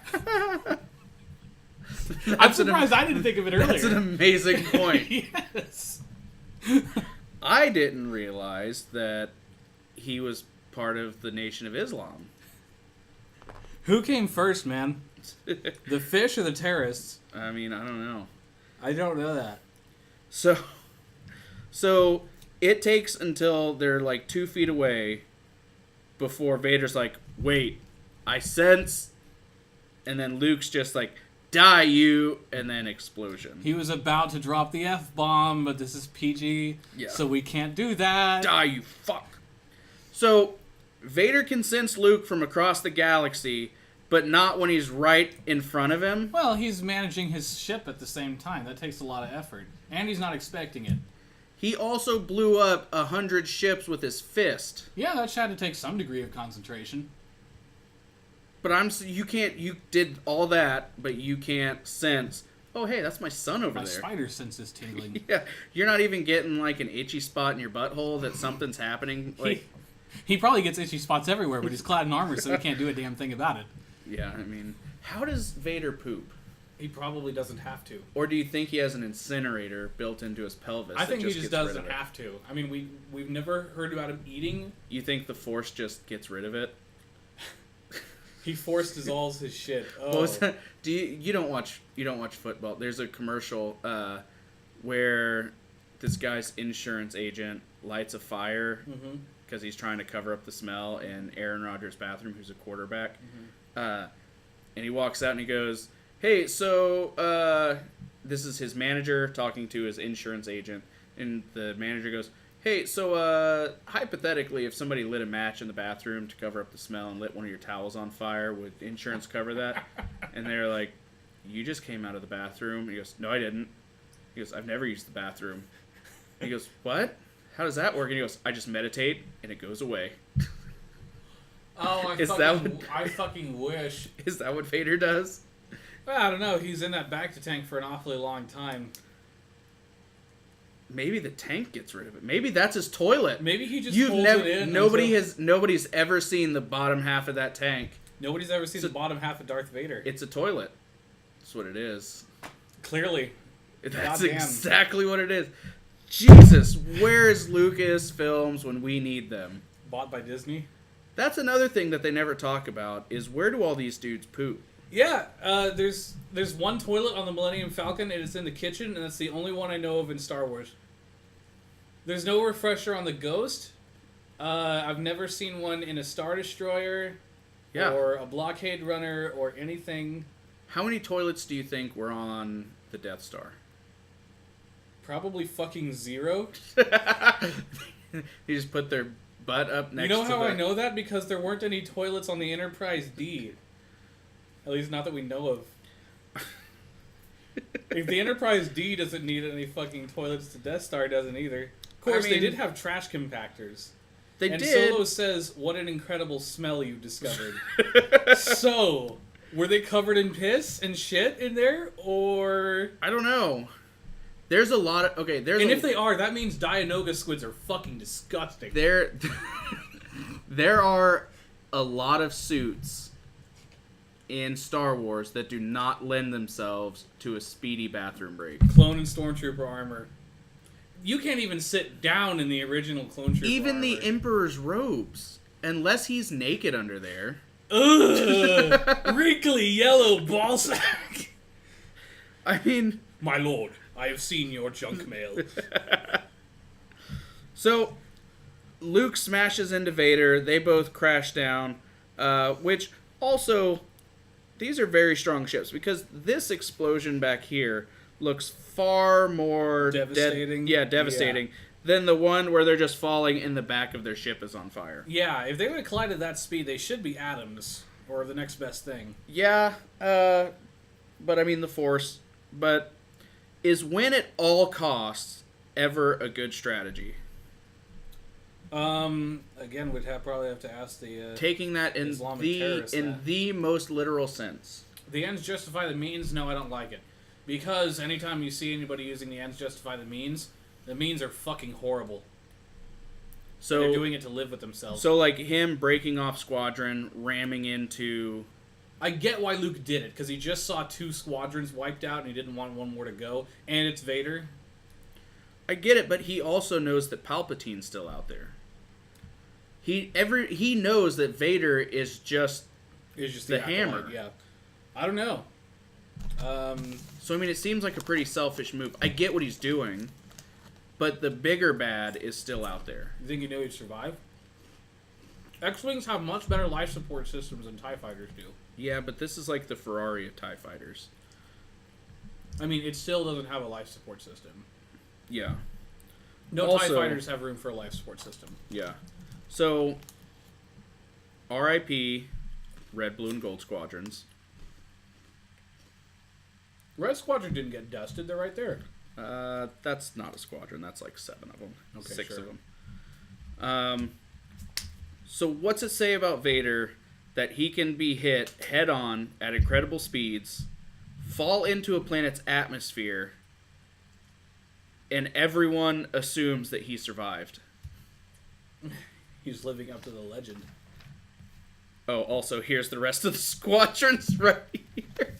I feel bad for the astromech droids. Like, look, this one's perfectly intact. Somebody went to pick that poor bastard up, right? So is this one. That's 2 perfectly good droids right there. Like, these guys are fucked, sure, but their droids are great. I totally forgot this page was here. Yep. Jeez. It's brutal. And kind of funny, but it's brutal. Goodness. And not a single one of those dudes are trying to help. Oh, there's a third right there. Yeah, look, the droids are fine. Yeah. Why is nobody sending a search and rescue shuttle? Astromech droids are very valuable to the Rebellion. Why are they not using drone technology? Because it's Star Wars. Okay, somebody pointed this out when I was, again, looking up more stuff on The Last Jedi. We have, like, World War II battlecruisers that have automated systems. So why did Holdo have to stay behind and pilot the Raddus? They were just going to send it forward. And already, if you look at the Raddus's description in any of the extra media, it talks about how the Raddus is stripped down a bunch to automated systems because the Resistance has such a small crew. You're telling me that fucking thing couldn't fly in a straight direction on its own? No. Space is curved. Space does not exist. So we just saw that 2.5 squadrons wiped out. At least. I mean, we didn't see a whole lot of Red Squadron leaving. What makes up a squadron? 20 ships, maybe? Okay. So yeah, they were a lot of damage. Yeah. Where do the rebels get their... That's a lot of damage! Where do the rebels get their equipment? They buy it. Or steal it. I know for a fact that X-Wings were in a production stage, basically a beta testing stage, until the schematics were stolen and given to the Rebellion, or something like that. So then they just hijacked like a manufacturing plant? Basically. Or they found one that was sympathetic? I'm going to give you a very small spoiler in Rebels. There is an episode in one of the seasons where they steal the Rebellion's first Y-Wings from a junkyard. Okay. Which, remember, Y-Wings were used in the Clone Wars. They're very old by this time. So, yeah, I mean, they take what they can get. Now, ships like the A-Wing and the B-Wing, those were specifically built for the Rebellion. Right. But, yeah, the rest of the stuff, they get what they can get. So, I didn't really write anything about this, but we get Han and Leia, and they're talking about what's going on. And this is kind of where it comes in that everybody pretty much knows Vader's still alive. Oh yeah, so let's send another squadron of our slowest ships to go get him. And that's the thing too, though, is they know he's alive, and Leia knows that he can kill everyone. Mm-hmm. And so that's why she's saying, I need this squadron and these speeders and these guys, and get the janitors too. Send everybody. Yeah, send everything in the kitchen everyone. Sink. If someone can throw the kitchen sink at him, it might knock him out. Right. Then we cut back to Aphra. Is she genuinely worried about Vader? I feel like she idolizes him a bit, so probably. Okay, so why would she want him alive if him being dead essentially frees her? Because what else would she be doing? She's having the most fun of her goddamn life. That is true, but she knows that he's going to kill her eventually when he's done with her. Yeah, but she knows she's going to die somehow anyway. Or do you think that she has it in her mind that I can keep showing how valuable I am? And she might, well, maybe. I guess we're going to have to find out what happens to Aphra. Because he's almost killed her like 4 times already. A couple already. times, yeah. And she said, no, I can help you do this. No, I can do this. I can still be useful. Yeah, I'm But valuable. that always runs out someday, so we'll see. Right. By the way, real quick, I've drank a water and a half. I have to pee. Okay. Be right back. You can keep talking about it, though. All right, I'll just stop this right here. And we're back. Sorry for the wait, guys. So, getting back into this, we see Aphra, who's getting ready to cry, and then immediately goes into, well, shit. If he's dead, well, what do I do? Mm-hmm. And, like, okay, and that's also the thing, is as dangerous as Vader is to her, Carbon knows who she is. Mm-hmm. So Vader's also her protection right now. Right. So what do we do? If we're after, we cross our fingers? You go get your fucking protection. Yeah. Always use protection. So I also like how 000 is sitting there and he goes, might I make a suggestion? We could just murder everyone that we encounter. That is okay. Classic 000. That is a great scene to have in this story for absolutely no reason. It just is. It's great. I mean, they could have filled this panel with anything, and instead it's just we can just murder people. You know, just murder people. We can do that. Yeah. I mean, it's what a psychic or psycho murder bot would say. You know? I just don't get stumbled on. But at first I thought you were trying to say cyborg, and I was like, he's not. No, a cyborg. I was literally. Don't say cyborg. Don't say cyborg. I was literally just blue screening. Right there. So we have Grey Squadron come in. Oh, rip in peace, Grey Squadron. We have Grey Squadron come in. Vader takes them down with debris. An accurate representation of the situation. This is Grey Squadron. This is a rock. Boom. Out of the fucking sky. Yeah. Vader is so scary. And not only that. Let me make sure that... Okay. We'll talk about that in a second. Okay. So, it explodes. He's taking bitches down with rocks and shit like that. So, one thing that struck me here is I didn't realize how few people know who Vader is and what he's capable of. Mm-hmm. Even at this point in his career, people don't understand. And I think it's kind of what Han was doing at first, where that's just a phony religion. You guys are just religious zealots. Whatever, you're all crazy. Religions and ancient weapons are no match for a good blaster at your side. This scene right here kind of solidifies. This whole story kind of solidifies that. Yeah. That the entire universe, in a single generation, has forgotten who the Jedi were. Yeah. They're just gone, which was what the Emperor wanted. Because everybody... Grey Squadron was told, do not engage. Mm-hmm. You wait for backup, and then we'll come in and we'll all take care of it.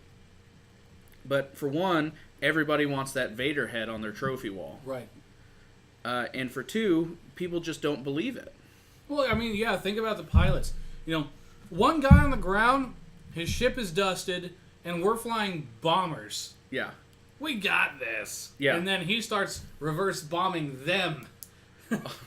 Also, with whatever's lying around.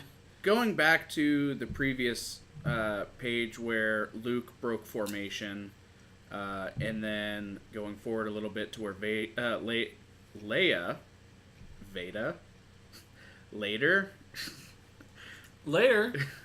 So Leia sends everybody out to their deaths. Mm-hmm. Why haven't either one of them filled in their people on who Vader is and what he's capable of?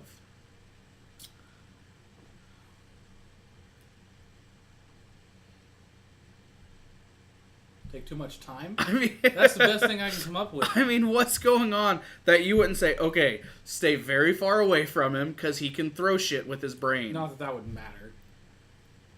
Don't go near him. You see a black speck, you stay away from it until we all get there, and then we'll all converge on the black speck. Now, again, they might all die in even her original plan. There's no guarantee of success, but to send they could have at least known what they were up against. To send these people in blind. Well, I guess Leia's just a shitty leader. Yeah, who would have thought? That okay. The main character who doesn't do anything for all three movies? No, really? That's one thing that I've always kind of hated about Star Wars fandom is that they hang Leia up to be this wonderful goddess of leadership. She didn't fucking do anything. She's not that good. Every plan she's ever had, lots of people. You know why Disney's doing it? It's because she's a woman. Yeah, I get it, but they've been doing it even before then. I mean, Leia has been the pinnacle of women in sci-fi, fantasy, superhero. I mean, she's been the queen. Was it a pinnacle when she was strung up in a bikini in Return of the Jedi? I mean, I had a pinnacle going on there, but that may not have been so... Brought to you by Britex Car Seats. Yes, it is absolutely an excellent car seat, and everybody should get one. The Pinnacle's actually a booster, isn't it? Yeah. Yeah, okay. Anyway. Yeah. But, I mean, that's kind of degrading to women as a whole, wouldn't it be? Yeah.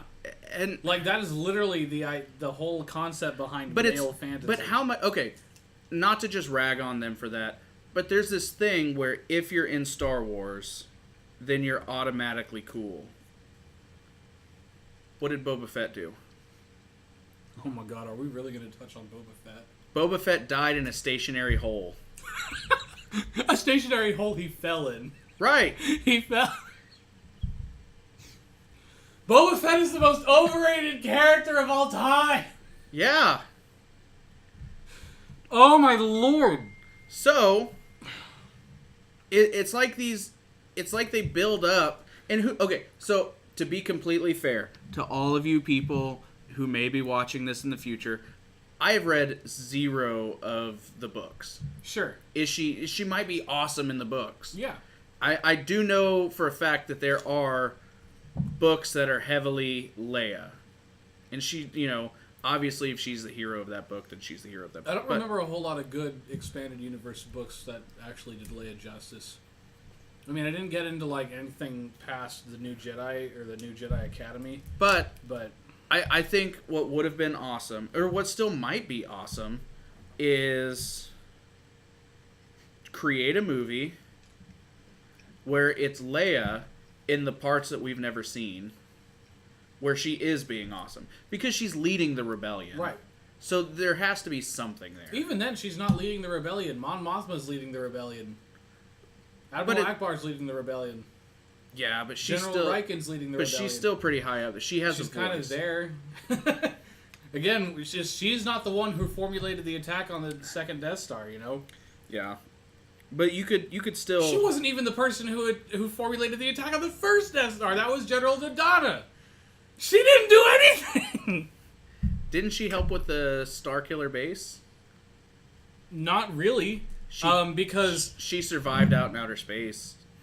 God damn.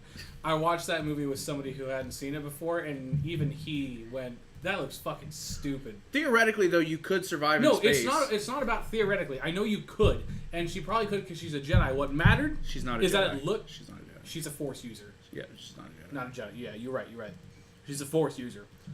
But what matters is it looked fucking awful. Yeah. And it could have been done so much better. I think Guardians of the Galaxy did it best.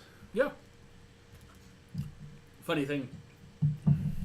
Every time I watch Leia, I go, I'm Mary Poppins, y'all! Yondu in Guardians 2, I'm Mary Poppins, y'all! Because that's the first fucking thing that pops up into my head. She just, I'm Mary Poppins! Okay. So there's all this death and destruction. Death and destruction is horrible, yes. Let's take a second.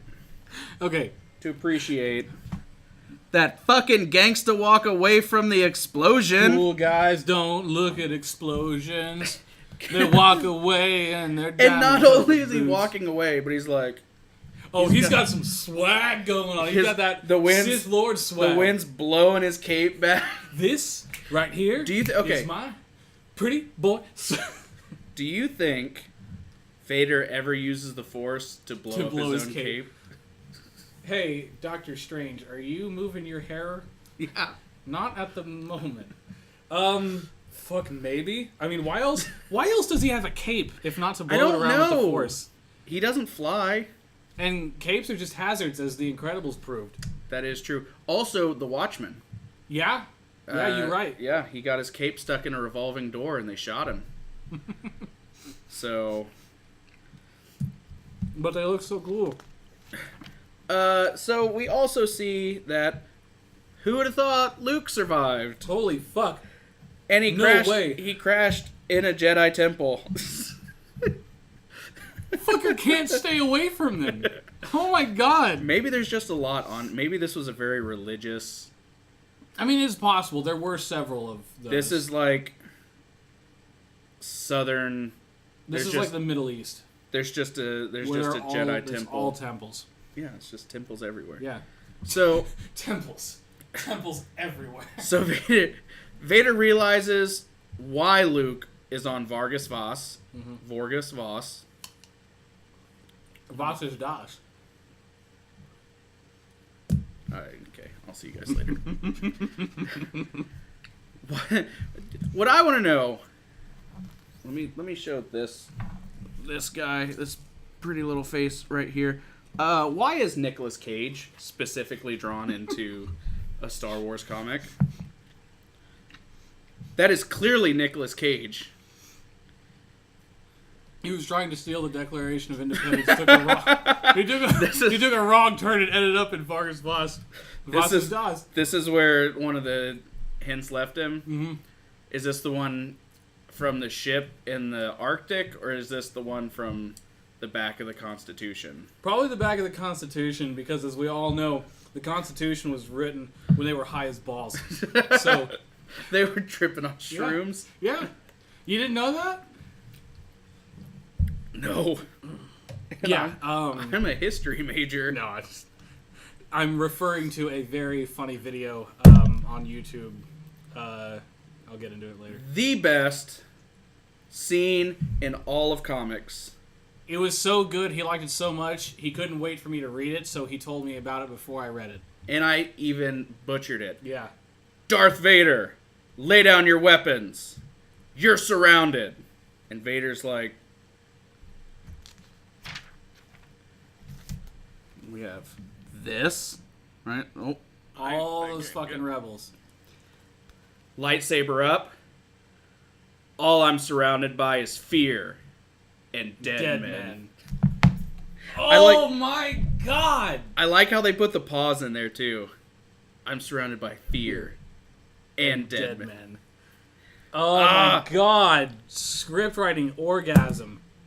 What an amazing end to issue number 1. How far are we in? Hour and a half? Yeah. A lot. It's okay, we got time. Melissa's not home till late. So, this is easily one of my favorite issues of anything ever. Mm-hmm. I mean, come on. Mm-hmm. No, really. That is holy shit. Who thinks of that? I know, right? Somebody who's actually taking their time to think about it. God. Also, where the fuck are these B-Wings? Wow. They don't show up in the actual Right comic. here. I mean, yeah, look, there's B-Wings and A-Wings there. I don't believe we actually see them. Where the fuck are they? They would have come in handy. I don't know, but they're about to be grabbed by a giant a-hole. That's true. Anyway. What I want to know is why they have the exact same alphabet as we do. Yeah. Galactic Basic and English are not the same thing. In fact, their actual alphabet is called Aurebesh. It looks very different from English. And yet they call it an A-Wing. Yeah, right? Like, how is the X-Wing shaped like an X if X does not exist in Star Wars? Same with Y. I mean, B-Wing technically stands for Blade Wing, so I could see that, but yeah. I get it. It doesn't make sense. And why does a D-Wing look like a penis? A what? Penis. No, a D-Wing? Yeah, got that D. God damn it. Alright, continue. I finished my pass. Alright. We open up. Issue 2. Technically, Darth Vader issue 13. And why haven't they shot already? Yeah, that's what okay. We see Darth Vader, enough. Surrender, now. Why are you asking Darth Vader to surrender? Yeah, why give him the option? Not that it matters, but... But why would they give him that option? You shoot. Then, Vader says, alright, yeah, I surrender. Why the fuck would you believe him? He just took down 2.5 squadrons in space. Plus 5 Y-Wings. Came down, took out Y-Wings with dirt and rocks. And you're going to believe him when he goes, oh, you got guns? Alright, yeah. Oh no! It's my biggest weakness. It's small guns. Guns. Scared people with guns. That's my, yeah. So, it's, he goes, lower your weapons, you will not be harmed. And then he lights them up with their own grenades. He fucking toggles the grenades on their belts. With the Force. Can you imagine just you're looking around and the guys on the other side of the ring just start popping and it's coming around and you go, oh shit! Get it. That's gotta suck. I feel bad for these guys. Okay, also, going back to our previous statement, the Y-Wings are coming in, and people like not believing that the Force is real. So some guy in the back says, Force be praised. So they're praising the Force, yet they have no understanding it's like of how it. agnostics say, thank God. It's just a thing. Atheists say thank God. It's just a commonly used expression that gets around. It seems like that's a very weird thing for them to do. Yeah, it could be. But, I mean, it's a very commonly used phrase in Star Wars in all time periods. It'd be shorter if they said thank goodness. Or thank God. Yeah, but it doesn't have... Well, you can't say thank God. There are gods there are gods here. Yeah, I think sure, Vader tells them to pray to their gods every once in a while. You might be right. But the Force is more universally recognized. I guess. It's just, we have a group of people who are saying, praise the Force, yet, even still, an atheist still has an understanding of what God is supposed to be. Right. But, but these people don't even think it's real. And it's also different if I'm an atheist and I say, oh, thank God. Like, I understand what God is. God is this being. Mm-hmm. The Force is there's no singular force. Well, and that actually helps against your argument because there are so many different things you could do with the Force. He may not know that you can trigger grenades with the Force like that, you know? And remember, Vader is exceptionally powerful in the Force. He can probably pull off some things people didn't know existed. I also think it's very ironic that Vader uses the Force that was just praised to set off all their grenades. But that's the thing. That's the whole argument for the gray Jedi, right? I mean, the Force does not belong to the Jedi or the Sith. Yeah. The Force doesn't fucking care about you. It's the Force. I still say that the Force push style moves are super underutilized. Oh, yeah, definitely. I think it's... If you can just move shit with your mind, why aren't you just doing that to everything? Yeah. Why aren't I just, like, snapping necks? Because lightsabers are more fun. It's like you install the cheat bunker in Fallout and the cheat codes. Yeah, you can do everything with a press of a button, but that's not any damn fun, is it? Yes. I loved going in invincible mode. I can just slaughter people with my fist. Oh, the good old days of Operation Seawall in StarCraft, where you build 4 barracks and Operation Seawall speeds up the production time to 1 second. You keep tapping the Marine button. You want a piece of me? You want a piece of me? You want a piece of me? You want a piece of me, boy? Yeah. Yeah, no, good shit. So we see here Vader deflects a shot from a goddamn tank. Yeah, the strength it would take, not just the Force, the strength it would take to deflect that may not a tank blaster. That may not actually take any strength. Remember, that's laser meeting laser. Unless we're of the understanding that lasers are actually not lasers but balls of superheated plasma. In that case, yeah, that might take some more strength. I was under the understanding that this was not superheated light that was being fired out of these, because there's a recoil. Right. Which leads towards my... So it's got mass. It leads towards my theory of balls of superheated guided plasma. Yeah. Also, if it was just a laser, it wouldn't knock you back. It would just blow right through you. You also wouldn't be able to see it. Sure, you can. You can see lasers. You can see the tail of a laser. You can't see the laser itself. If I turn on a laser, I can see a laser. That's different. There are different kinds of lasers. One with frickin' lasers. One with an S and one with a Z. I'm firing my laser. No, there's... I'm not a scientist. No, I know what you're talking about. You guys can look it up if you fucking feel like it. I'm giving him a hard time. As I do. But I'm pretty sure it's balls of magnetically guided superheated plasma. So this is, in my opinion, Rogue One level Vader here. Like, that's what we're getting. It almost wasn't in the movie. What? The Darth Vader scene was not in the movie. That would have... Okay, it wouldn't have ruined the movie. No, but it's awesome that we got it. Yes. Why wouldn't they put that in there? I just don't think they had thought of it. It was added in the reshoots. Tisk. Tisk. That was one of the better times reshoots actually helped. I get it, but that should have been thought of. Like, come on. How can we make not with that movie. How can we make this movie more awesome? You know it was fan service. It worked. It worked, yeah, but it's not the sort of... If I was thinking about, okay, we need to make a story about a small group of rebels that sees the Death Star plans, the first thing that I jump to is not...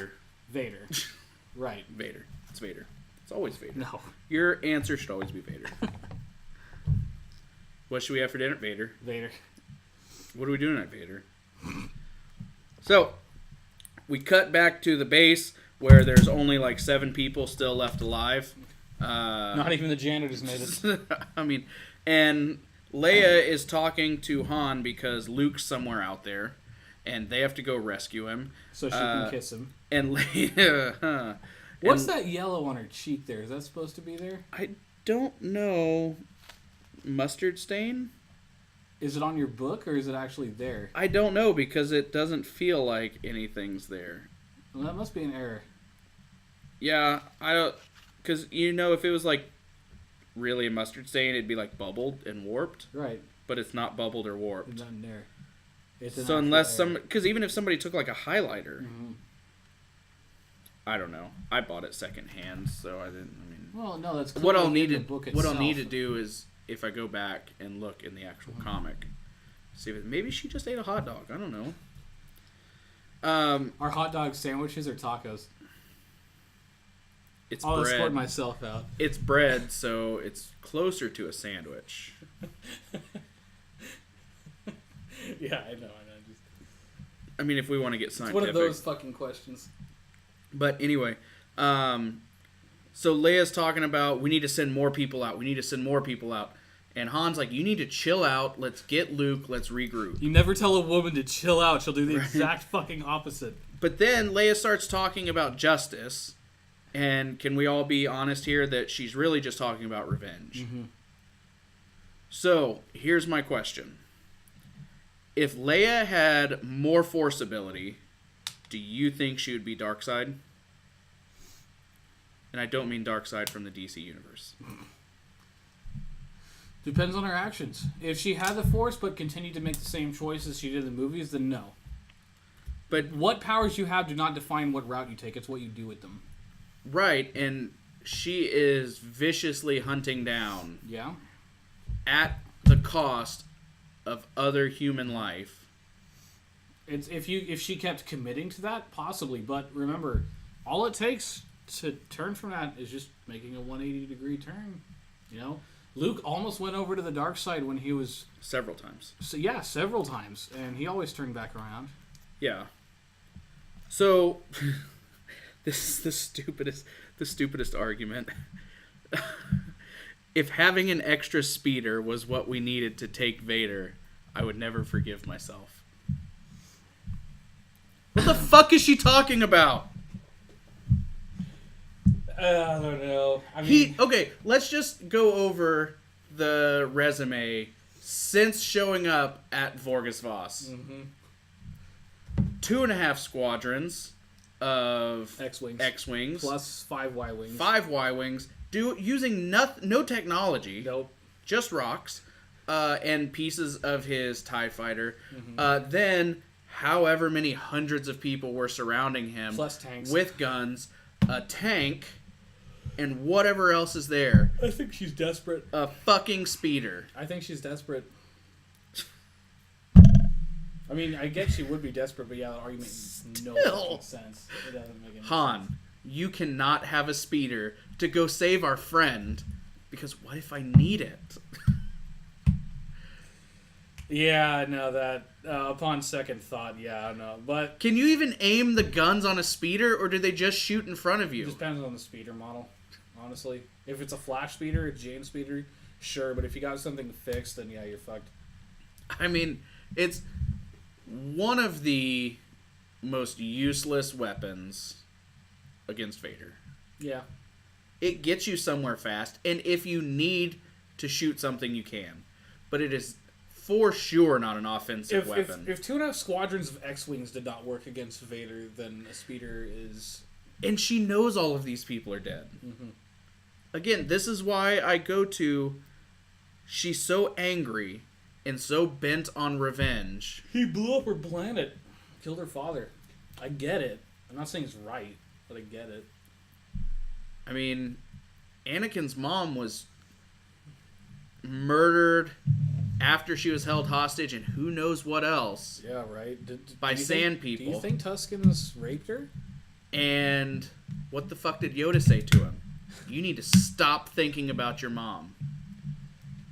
You're going to the dark side because you keep thinking about your mom. Yeah, but the whole problem with the Jedi was their philosophy about solving things was not doing anything about it. I get it. Again, it goes back to, should you let your kids be introduced to certain things? Right. Or should you keep those things cut off? Or should you maybe have faith that they can figure it out for them fucking selves?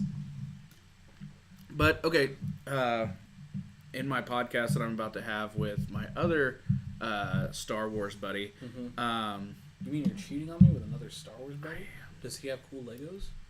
No, not that I know of. Alright, I don't feel compromised then. But Vader is... What am I... It's the first Vader. I don't think I was going to talk about Vader. I just said it because I was thinking. But the question is, like, alcohol. If you demonize alcohol for a child's entire life, they're going to go off to school, and what's the stereotypical thing that these kids do? They just get blasted every night. Now, the funny thing is, I am the exception to that rule. There are exceptions to that rule, but you can either say it's the devil stay away from it. Or you can say, okay, here's alcohol. You can have it legally at this point in your life. You need to make sure that you treat it with respect. You need to make sure that you don't let it get a hold of you. You need to make sure that you know who you are before doing it. You start testing the waters with it. You introduce them, show them that it's not evil. It's something that can be good. It's something, but it's something that can be destructive. Right. So why not treat emotion that way? Because nobody has any fucking trust in each other. I mean, if I'm generalizing here, but you get me. But if the Jedi ended up approaching emotion and the Force and stuff with that mentality, they'd probably still be around. Yeah, how many problems would that have solved? Well, they wouldn't. I mean, okay, if Anakin had been able to be open about his marriage to Padme and about his feelings about losing people, maybe he wouldn't have killed younglings. Just saying. Yeah. Maybe. I don't know. Now, on the other side of the coin, Leia is also being very cold, very calculating, so maybe she'd fit right in with the Jedi. Yeah, possibly. I mean, she's saying that I can't get all wrapped up in all these men that I've lost. We have a job to do. And that sounds very much. That sounds like the old Jedi Order, yeah. Yep. 000. Cut back to Afra and 000. They see Luke, Leia, Han, R2, and C-3PO on the Holo. This is one of my... This is right coming up here. This is one of the reasons why Afra is one of my favorite new characters. So, Afra's talking to Chrysantan, and they try to hide it, like... But we know. Who else would you be talking to? Right. And 000 goes, "Oh, excellent company. Shall I prepare a selection of weapons? We must be good hosts." He's like an evil Mr. Handy. It's wonderful. I also like how his interactions with BT, he's like, "Yes, I know we never show any mercy. That's not the point, BT. They're an old married couple. They're an evil old married couple. They are an opposite of R2 and 3PO, and it's beautiful because we haven't had that before. It is. I like 000 way more than I like C-3PO. Oh yeah, because C-3PO is just fucking annoying. I do like R2 though. R2 is my second favorite. Well, he battles with Luke for that top spot, but as your favorite Star Wars character, R2-D2 is fucking awesome. Okay, so I wrote it down again. Can a droid be evil? Or is it just programmed to be evil? If we're talking about Star Wars droids, they obviously have souls, so yes. They have souls? Of fucking course. Look at them. I don't think they have souls. Look at the way they act. I mean, they may start out very, very, robot-like, but it is proven with, like, R2-D2 and T3-M4 and so on and so forth, if a droid goes without a memory wipe for extended periods of time, they start developing a personality.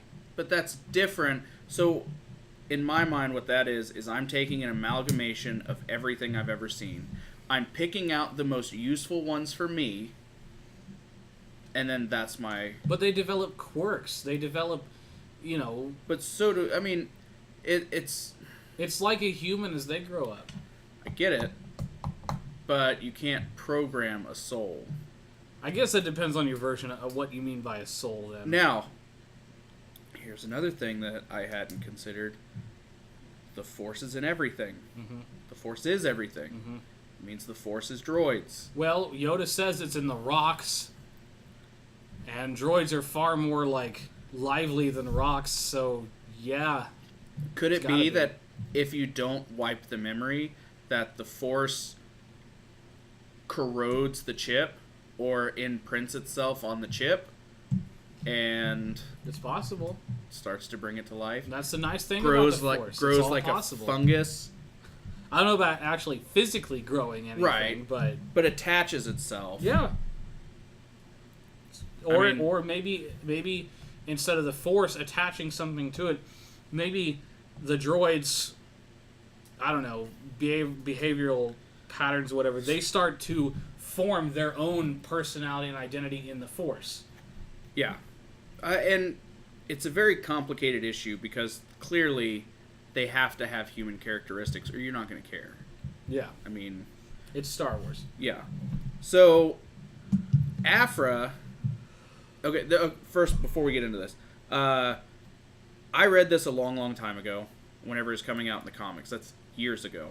I took my notes as I read, whereas typically I read through, then I go back through, and I do my notes. Right. I wanted to see how this kind of went, and this is my first kind of hang-up that happened. Because I was writing questions, and then, like, in the next panel, it got answered. So, Aphra, at first, she seems a bit starstruck by Han Solo. Han Solo. The Han Solo? Oh me, oh my. Which is obviously sarcastic. And then 000's like, is he particularly fearsome, mistress? He goes, I don't know. I've never heard of him. Never fucking heard of him. I've never heard of him. Oh, yeah. Like, that's the right there. Which is one of my favorite new characters. So, but whenever I was reading this, I had read that panel, and I wrote, Aphra's a bit starstruck by Solo. And then the next panel and then said, seems he has a bit of a reputation beyond the movies. Right?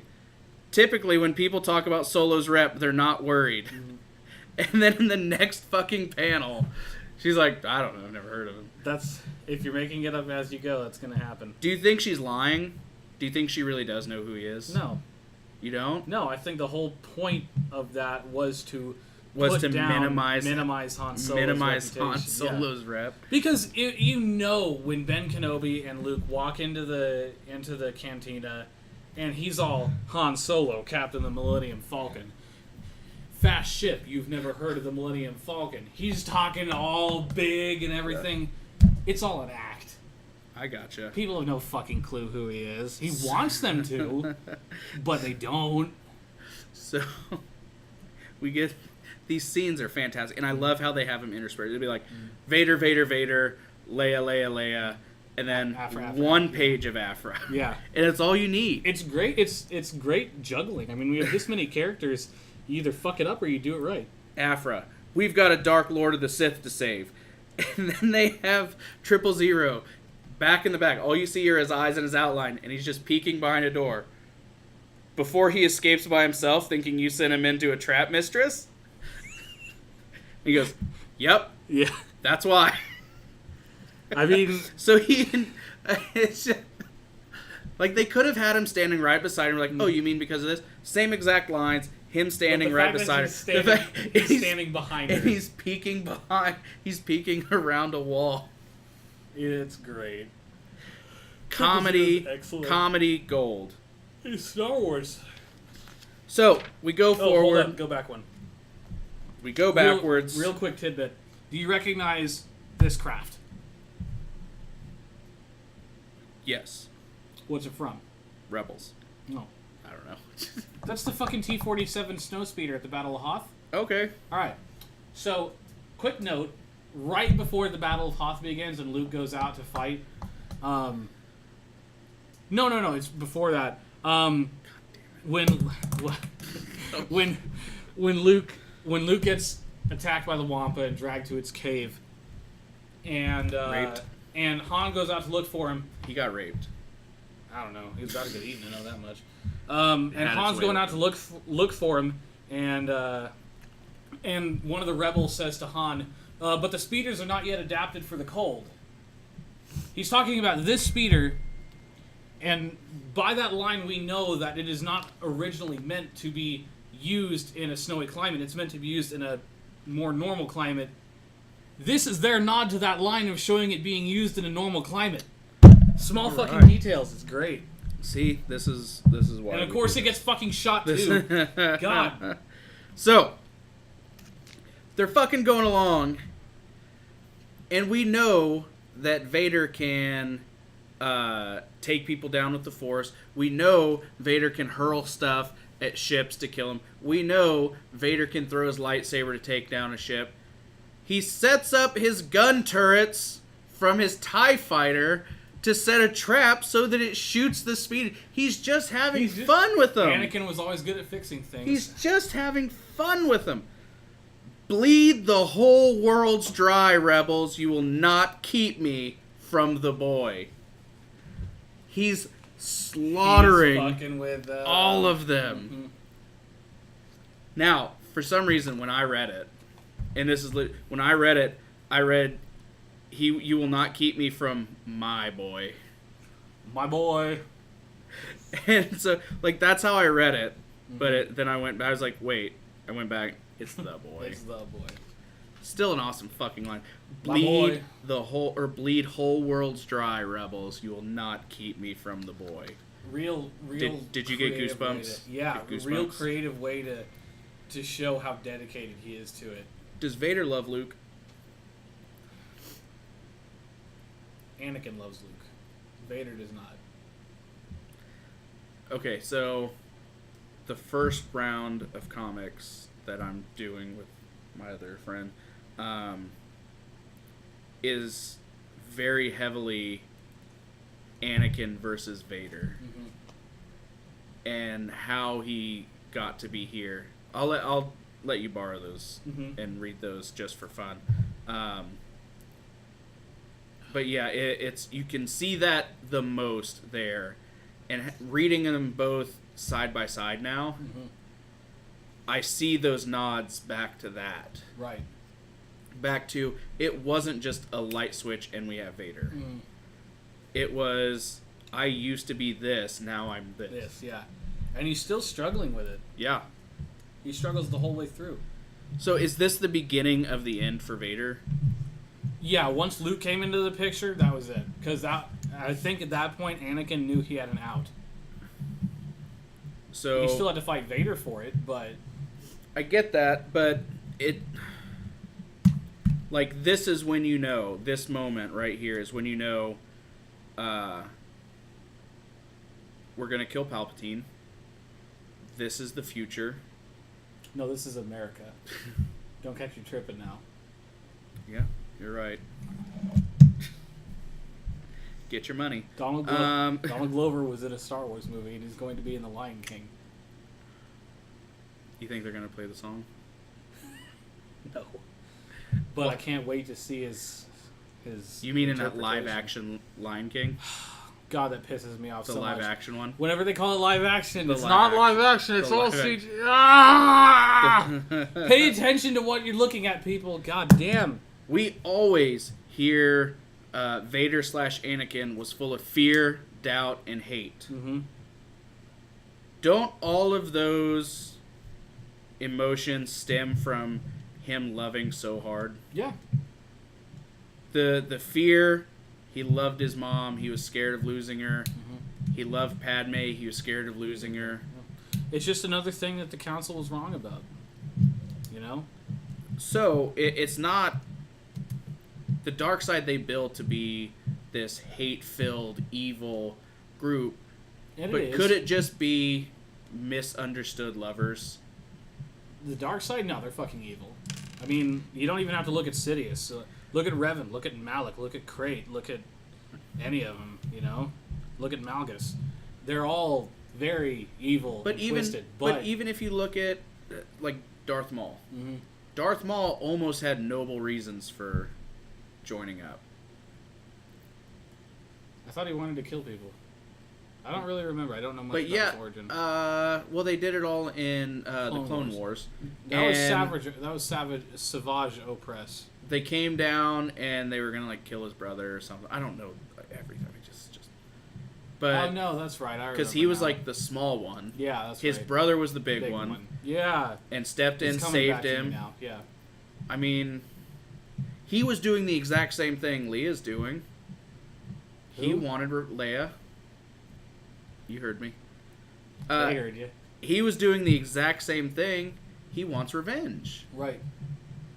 And he wants revenge because he loved his brother. Well, the road to hell is paved with good intentions. So. That's very offensive to say, sir. It's about what you do, not how you feel. It's about what you do about how you feel. Yeah. And there's a difference, you know. You can have. I feel like you can probably have revenge without emotions. going down the dark side. Emotions are not bad. the way you express yourself. Emotions are not bad. The way you, act about it. Yeah. So we finally get this page where Luke admits this is all his fault. Mm-hmm. It's about fucking time. How many people died in the name of Luke Skywalker? Luke Skywalker, the legend. Luke Skywalker killed an entire spaceship full of people. And I don't know if we talked about this before, but was the Death Star, both Death Stars, just like 9/11? Yeah, we did talk about that. Yeah.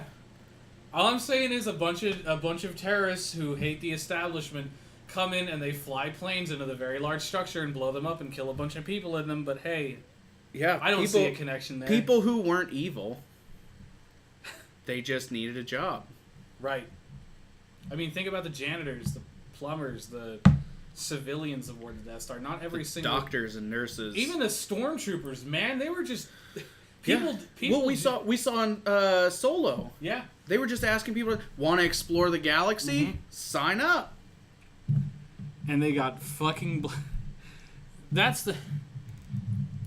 You didn't think about that in the 70s and 80s, I guess. You know? Yeah. Story writing wasn't very nuanced back then. You go in, you save the girl... You kill the bad guys. Right. That's how my dad looks at it. That's why he hates Batman. Yeah. He hates Superman, because they don't kill. Mm-hmm. And I get... Sometimes you do have to, but it takes much better writing to not. Right. Like, I have to figure out how he can win, mm-hmm. how he can win plausibly, while not killing. Right. And I have to make it interesting. And exactly. So, now with some, like, if I were to create a character, he's going to kill the shit out of everything. My character that I did create, Percy, the big old huge fucking Cyclops, slaughters a lot of people. Hundreds. Oh, sure. Hundreds of people. Brutally. Oh, yeah. But if you have a character that's established as not killing, then you just stick with that. And it's incredibly hard to keep that going. So, I don't even know where I was going with that. Anyway. No, it's all good points. So, we go back to Aphra. Aphra's now on planet. Mm-hmm. And she mentions Luke beating Boba Fett like that actually means anything. This is the guy who took out Boba Fett. Yeah, so was the fucking Sarlacc. So is the hole. It's the sand vagina. The hole? You mean the plant that lives in a hole? Not to mention, it is a creature that devours you over 1,000 years, and this guy had a fucking jetpack. Yeah. And a rocket on it. And you were taken out by a string. Oh, God. Okay, so I'm not a huge fan of Luke. Yeah? I don't like him. Yeah. He can be a little whiny. I think he is a little whiny. He is very whiny. He wanted to go to Tosche Station to get some power converters. I think he's impulsive. I think he's whiny, and I think he's sloppy. He's also, what, 20? He's also untrained. Yeah. He's had no formal His training. mentor is dead. The only person who can train him is dead. Right. Or on Dagobah, he doesn't know yet. And whenever I wrote this down, I was like, okay, it's not really his fault. Maybe he is a good character. Until I realized that if I take a high school kid and put him on a field with a bunch of NFL players, I'm still going to fucking hate that kid if he's on my team. Yeah. Luke sucks. Do you feel the same about Harry Potter? And who? I don't know. Anybody? Harry Potter was a kid. Yeah, but he was good. Yeah, it's true. He was a little... What the hell did Luke... He was nowhere near as whiny. Luke didn't even beat Vader. Yeah. Wait, you built this up for 3 whole movies, and Luke didn't even beat him. Palpatine beat Vader, right? And then Vader beat Palpatine. Mm-hmm. What did Luke do? He is the 3rd most overrated character in the Star Wars universe. What's the second? Leia? Yeah. Yeah, Leia and Boba Fett. Yeah, okay. I guess when you put it like that, sorry, I'm looking at that beautiful image of 000. Yeah, I guess when you put it like that, but his whole purpose, George Lucas has said, was to bring Anakin back to the light and fulfill the... Yeah. And that's what makes it... Which, you know, speaking of which, that is something that The Last Jedi absolutely got right.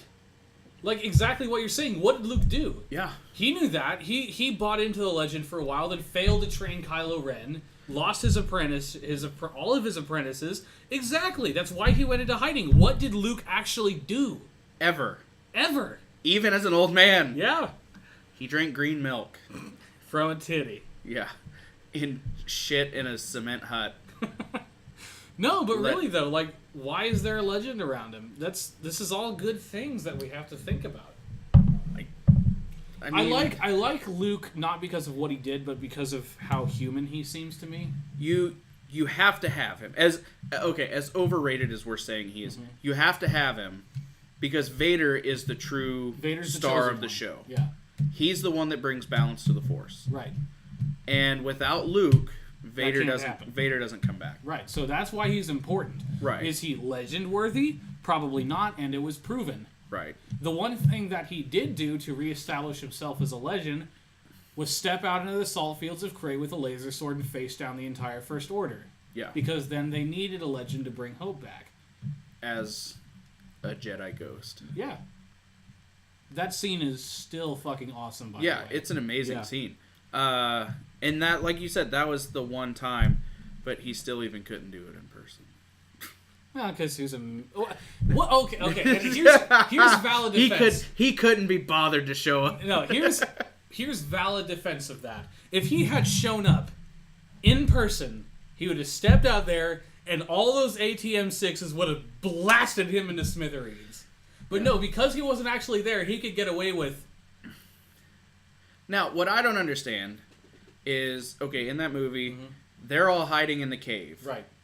Why didn't they just go make a deal with the humans that were stuck in there as ghosts to come out and take down the armies of Mordor? You got your movies mixed up, mate. Oh, my bad. Isn't that a scene-for-scene shot of that?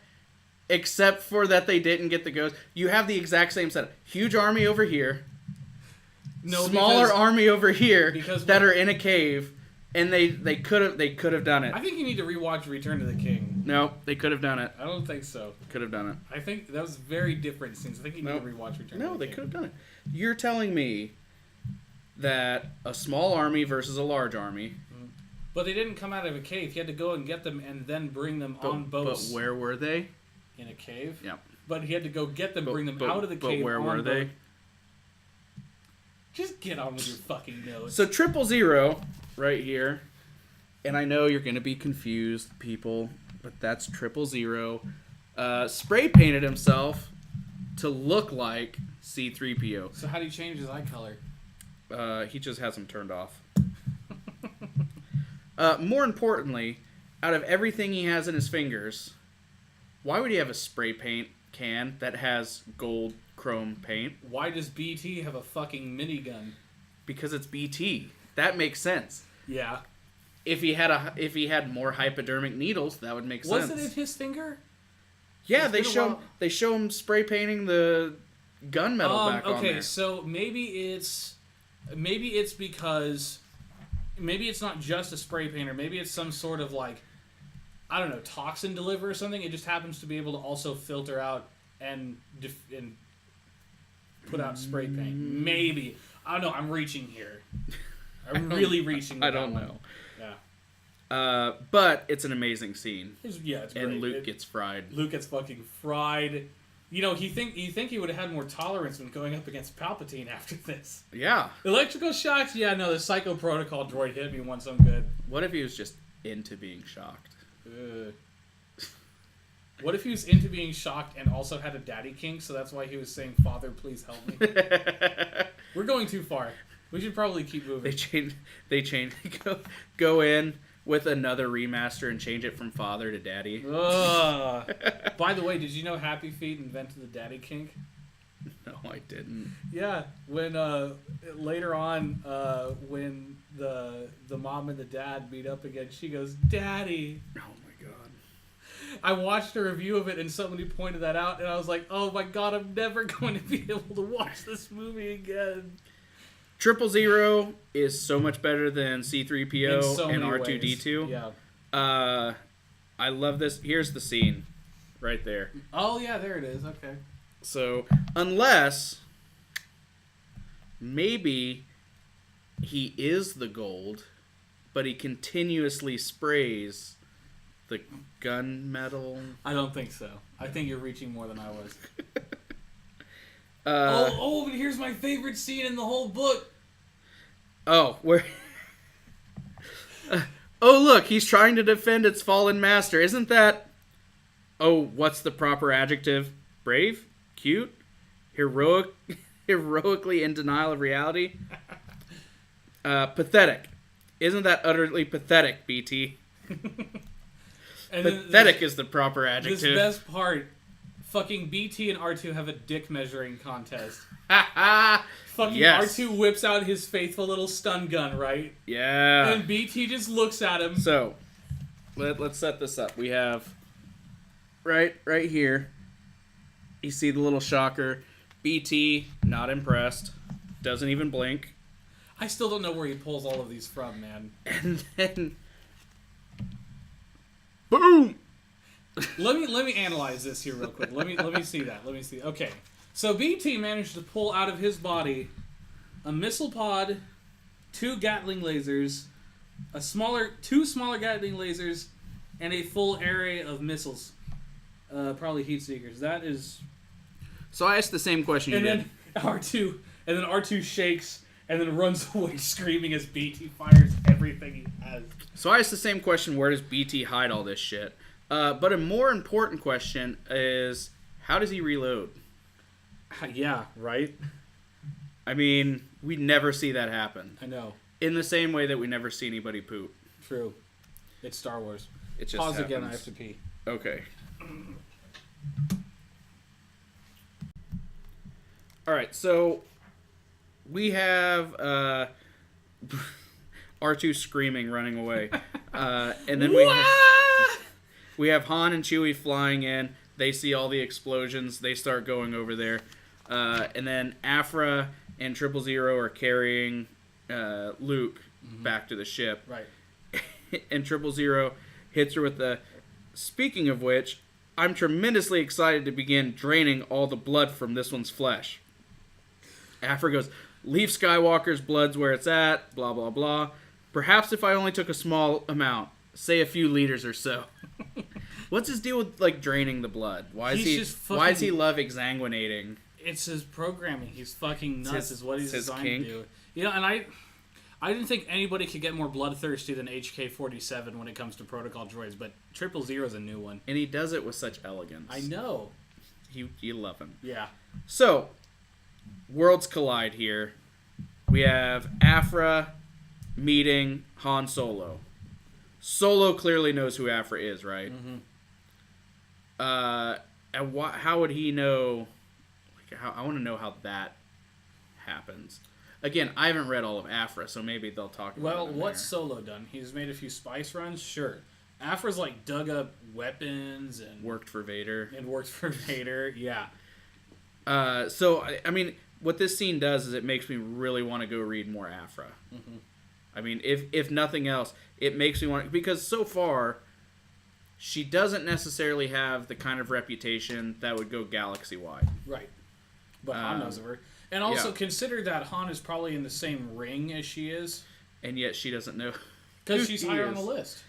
Yeah. It's like how in the machinima community, I know who, like, Arbiter 617 is. But he has no fucking clue who I am. That's true. But people outside of the machinima community, we have no clue who Arbiter 617 is. Let's also take a moment to RIP to 000's arm. Yet another arm lost to Star Wars. It gets ripped off by Chewie. Yeah. Also, this is another nod to A New Hope. You might want to let the Wookiee win. Wookiees are known to rip droids' arms off when they lose. Yeah, they say that very specifically in here. Mm-hmm. And then also, let's take a look right here. Han holding that rifle. Han does not know how to hold a goddamn rifle. No, he knows how to hold a pistol. That's not how you hold a rifle. He clearly doesn't have rifle training. There's a butt on a rifle for a reason. Mm-hmm. How is he holding it? he's holding it like way out here, Yeah. like way off. Way off. Yeah. Also, he's got it like tilted down. Oh, no, it bugs me. It really did, and it bugs me to the point because they have all these little things that are added in here, and you couldn't have him hold the rifle properly. Well, maybe he doesn't know how to.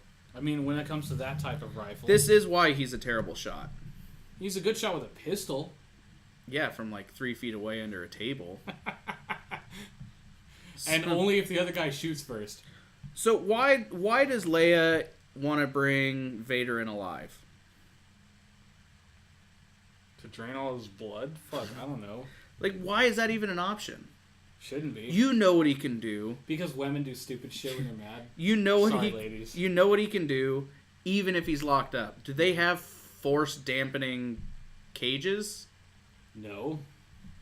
Not that I'm aware of. Just line it. At With, least not something that the rebels would just have. line it with goose down, and that keeps the force from going through there, or what? No, if they manage to imprison him somehow, he just wake up and get back out. Yeah, that you'd have to keep him in a coma. And how would even you do then, that? you're not guaranteed that his subconscious won't wake up. It's like trying to imprison a xenomorph. It's just not going to go well for you. Right. They're gonna punch holes in their mom. Yeah. So there's a gosh dang it. This is another scene. Was that a resurrection reference? Yes. There's another scene in this comic that I absolutely hate, where Han is like, "What kind of idiot takes cover right under a hive of wasp worms?" And there's one right above him. And then there's one right above him. Why do you hate that? I thought it was funny. It's just it's too much. Like the Your Mama joke from Poe Dameron at the beginning of The Last Jedi. Did you think that was too much? This is like Looney Tunes too much. Because then they both shoot the wasp worm nest, they both get covered in wasp worms, and then they bonk heads and pass out. Okay, yeah, that might have been a little too Looney Tunes. You're right. I mean, come on. You can do better. Yeah, probably. I'm not even going to justify it with showing people. That's okay. We don't want to show them too much. We want them to be able to read it themselves, too. But that also goes back to, you can't really write Han Solo. Yeah, even when you try to make a fucking origin story for him. And even that was... It was a I mean, they do have a Han Solo run that they did, and I don't know if it's an ongoing or if it was like a mini series. I didn't. Is it pick because up, Han Solo's boring as fuck? And when he's not being played by Harrison Ford? Maybe. Because I remember the one time I actually really enjoyed seeing Han Solo outside of the 3 original movies was The Force Awakens. That's it. I've never really cared for his portrayals on anything else. Except maybe parts of this. I do think... Where's that scene?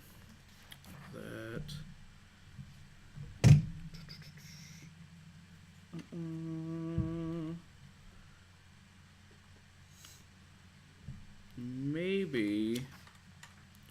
I don't know where it's at. I lost it. Which scene? It was a 000 gave a nod to just writing a gag too long. And now I don't have any idea where it's at. Oh, here we go. Luke cuts off his other arm with the lightsaber, and 000 goes, "Really? This is getting to be rather monotonous with the arms, don't you think?" Just completely calling out the entire...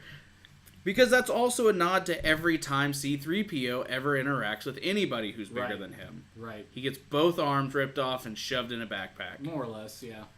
Or also, everybody losing hands and arms in the first 6 movies. Yep. So I'm surprised nobody lost a hand or an arm in The Last Jedi, to be honest. Well, I guess technically Snoke did. He did. Yeah. Because it was still there on the chair. Yeah. God damn it. Stop it. What? I mean, with the Star Wars, why don't they just stop taking people's hands? It's a thematic thing, We get it. The loss of a hand really means something. But yeah, there are more ways than one to do it. Snoke has to go lefty now. You fucking know they're going to bring him back for episode 9, and they're going to... Well, yeah, they brought... Maul got chopped in half, and they brought him back. They didn't bring him back in a movie, though. And they didn't bring him back... In Solo. That's different. They didn't bring him back the very next movie because of outrage. Oh, yeah, okay. You know they're going to throw away all the brave things that The Last Jedi did just because a few people were pissed off about it. Yeah. So we also have this scene where Luke's waking up.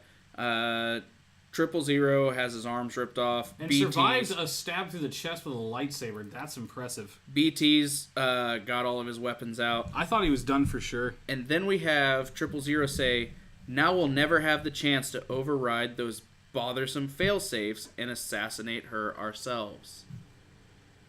Do you think that they're actually trying to override their directives because they want to kill Aphra? Or do you think it's just like, well, if we did it... I think it'd be more like a well if we did it thing, because I think if they really wanted to, they would have done it. But they can't if it's in their directive. I don't know. I mean, they are homicidal. What's really stopping them from killing Aphra? Do you think it bothers them to be controlled? Maybe. Do you think that's why they're trying to override it? Possible. Or it's just they're literally that insane? Well, probably both of those. Of course, if you're going to tell me a droid doesn't have a soul, can they be insane? Yeah, you can still have a mind and no soul. Yeah, that's true. Guilty spark. So, R2-D2 felled BT with purple goo. I mean, that's all he does. He runs up and he shoots purple goo in his face. What else is he going to do? And then all of a sudden, BT just starts shooting all over. Yeah. Why wouldn't BT just shoot straight in front of him? It's not like it burns. Like, if I spray you with pepper spray and you're coming at me with a gun, you're just going to be like, ah, and like freaking out. And I can understand. He just obscured his optics. But that's a thing, though. That's like a movie trope or something. Yeah, I guess. But you're right, that doesn't make a whole lot of sense. But this this issue does end with a very touching father-daughter moment. That we don't even know yet, because he doesn't know she's... But we know. But we know, yeah. So Leia and a few people are walking, and all of a sudden, they just fall over. Dead. Fucking rip. And we have Vader. Good evening, princess. Now my question is, I don't see any rocks for Vader to hide behind. So where was Vader? He clearly burrowed into the ground and jumped up just to attack them. If you are strong enough in the Force, could you cloak yourself? Ben Kenobi was able to not cloak himself, but able to distract the stormtroopers so he could get to the power generator for the Death Star. Maybe he just kind of obscured himself. If I can Jedi mind trick you to say these are not the droids you're looking for, can I mind trick you to say I'm not really here right now? I'm Madonna. And you're like, oh, hey, Madonna. Probably. It's just influence, you know? Just the right amount of influence. Hey, what's up, Madonna? That's a short amount of notes for this one. I know. This is a very, I don't want to say action-packed, but it's just kind of moving the story forward. But, so we have this moment where Vader's standing over Leia, and we hear over the mic, Master Luke is safe. And then Vader goes, So he almost looks relieved to know that he's safe. Again, this goes back to Vader. He's got to love Luke. Somewhere. It's not just a, this is my spawn. Like, this is his connection back to what he used to be. Right. Back to Anakin, back to Padme, back to the life he could have had. Everything, yeah. Everything that mattered to him. So, if Vader found out, like right now, somebody runs up to Vader and be like, hey, that's your daughter! Would Vader regret destroying Alderaan? No, Vader wouldn't. Anakin probably does. But again, it wasn't Vader who destroyed Alderaan. Technically, it was Grand Moff Tarkin. But he called for it. Vader? No, Tarkin did. Vader was part of that whole thing. Well, he was there, but he didn't give a shit about the Death Star. Don't be too proud of this. Yeah, he hated the Death Star. But he still gets all the blame for destroying. Of course, he gets all the blame. Alderaan. Doesn't mean he's actually the one that Because did he was it. living there. It was Because his, he was there. It was his apartment. Yeah, and also Grand Moff Tarkin got killed, so we can't blame him. I'm just saying, would he regret that whole situation? Oh, sure. Anakin would, anyway. Would that be another moment of weakening Vader? If somebody ran up and said, "That's your daughter." Probably. It probably definitely caused some turmoil. If they went on Mari and then he said the test results are in. You are the father, Vader. No! Oh my god. I'm getting soft. That should have been the first thing I jumped to. Oh god, that's good. When you got the bitch pregnant and gave into the hate. No! What if Vader killed her right now And then somebody went up and ran, that's your daughter. and then found out? What would he do? Well, I still have the... At least we have the backup. Still got the boy. Yeah. But do you think that would break him? To find out that he had 2 children and then And he killed actually one? did kill one of them? He didn't get broken by killing Padme, so I don't know. He did get broken by killing Padme. He's Vader. That's true. He killed a bunch of kids after that. How further do you... No, he killed him before that. How further do you go from then? You turn into Palpatine. No, he'd be weaker than Palpatine. Palpatine never cared about anybody. Well, now, but then, okay, so does Palpatine not care about anybody because he took out anybody that he could have cared about? I don't think so. I don't think there's anybody like that. I think Palpatine never cared about anybody because he was raised to be a Sith from a very young age. Okay, so...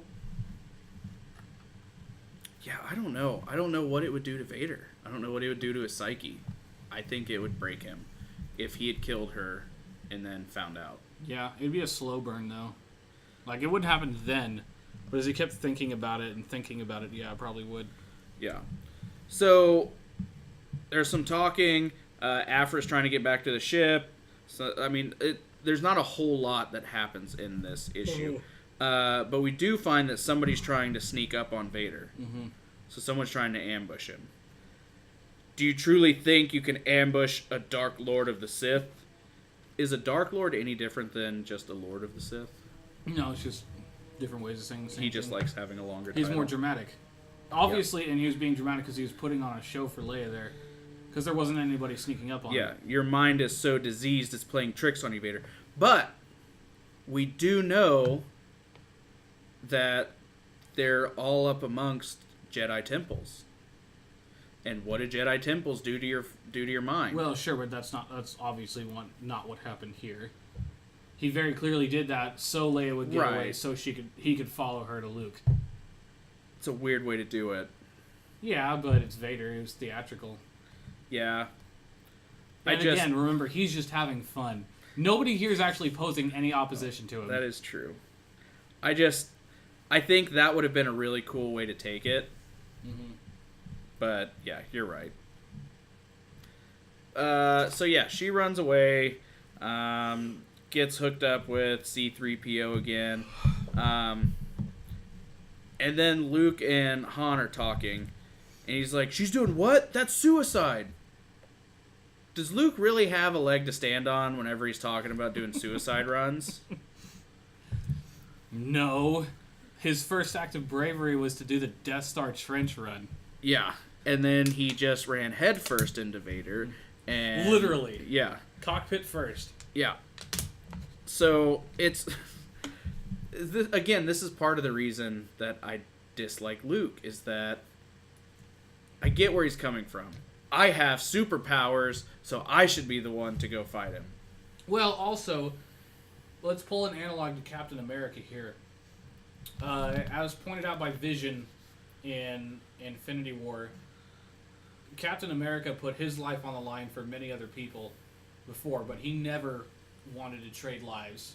Mm-hmm. It was always okay for him to do it, but anytime anybody else did it instead of him, it hurt him. Yeah, to me that's not the sign of a hero, though. No, maybe not, but it's still a strong character point. The sign of a hero to me is that you can fly. So, at least Luke, or at least Leia's Suicide Run wasn't defying orders. Like, nobody said, you have to stay here, I'm commander. Well, of course it is. She's the one giving the fucking orders. Yeah. She's the one sending everybody else to their deaths die. first. So which one's worse? Defying orders and having people killed, or sending people out on orders that get them killed? You know, I feel like generals face this debate all the time. It'd be hard. Yeah, that's why I never want to be a It'd be military leader. incredibly hard. Yeah.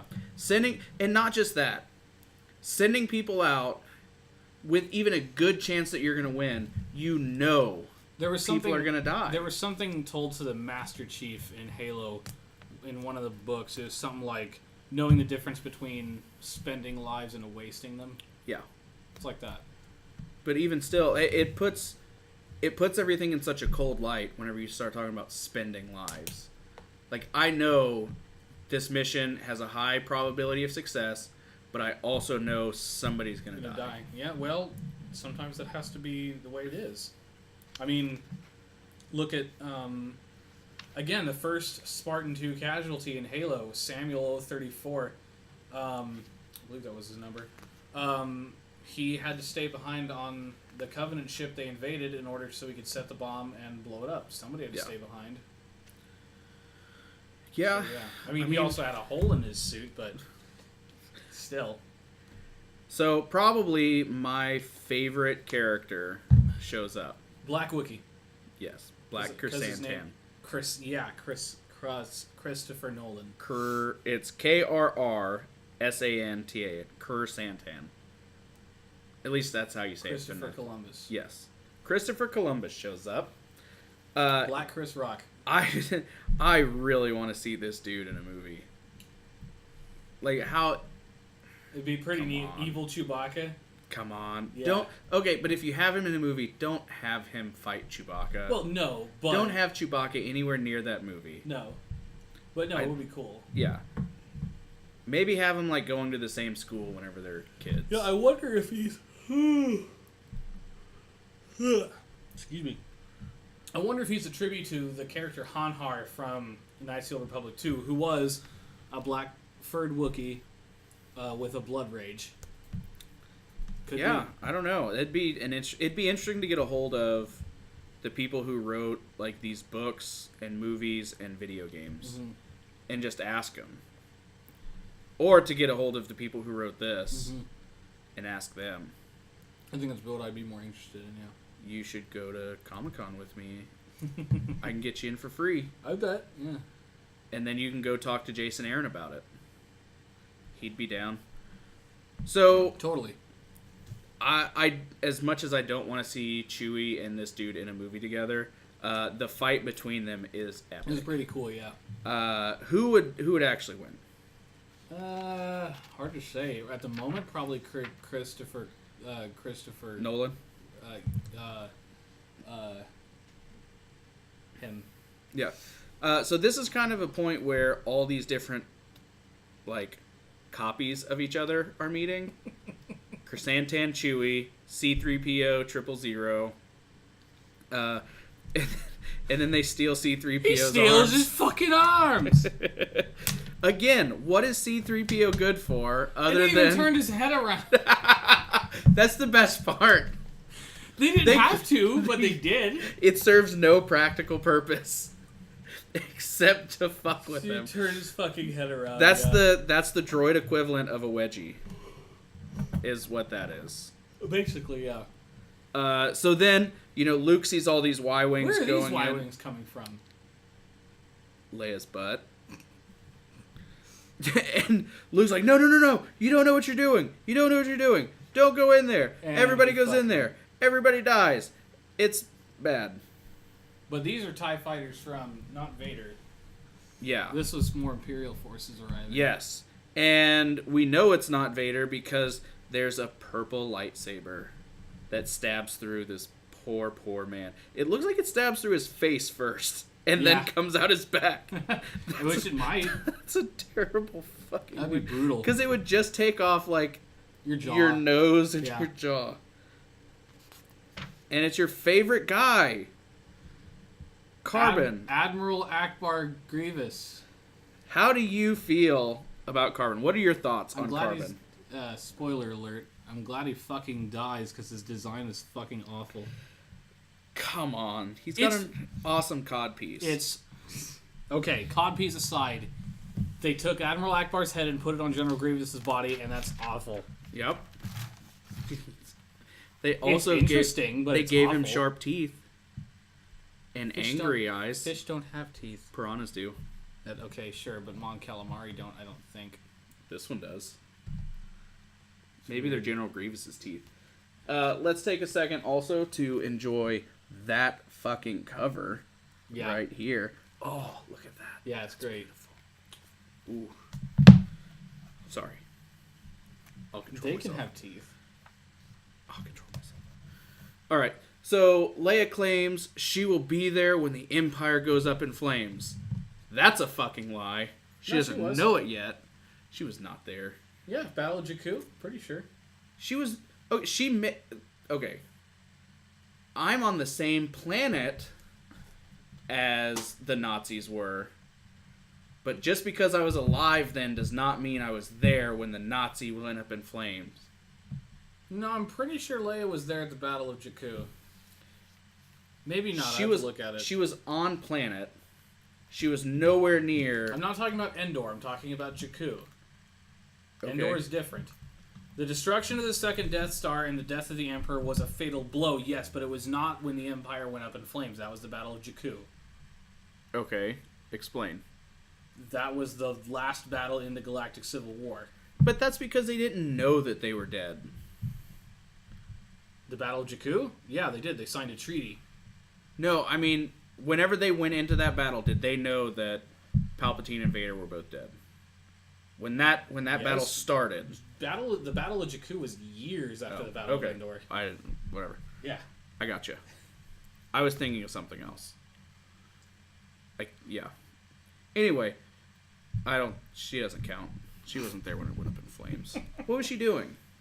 Well, considering she was probably a general of the New Republic by that point, she's probably on the command ship. Probably. Doing nothing. I haven't done a whole lot of research on it, but I feel like that's logical. Just pointing and giving angry face. What else do women do? Ooh, there I go again. Sorry, ladies. I'm not sexist, really. This is not a war, princess. Wars are for lesser men than the Emperor and myself. This is a series of executions. Oh, damn! He executed her. Oh, he executed her career right there. God damn! How the fuck did they come up with this? Brilliant this is fucking a series of executions. I want that tattooed somewhere on my body. Yeah. On my fists. These are not fists. These are a series of executions. And yours is long overdue. So, one thing I do love about Carbon. He comes up and he calls him Darth.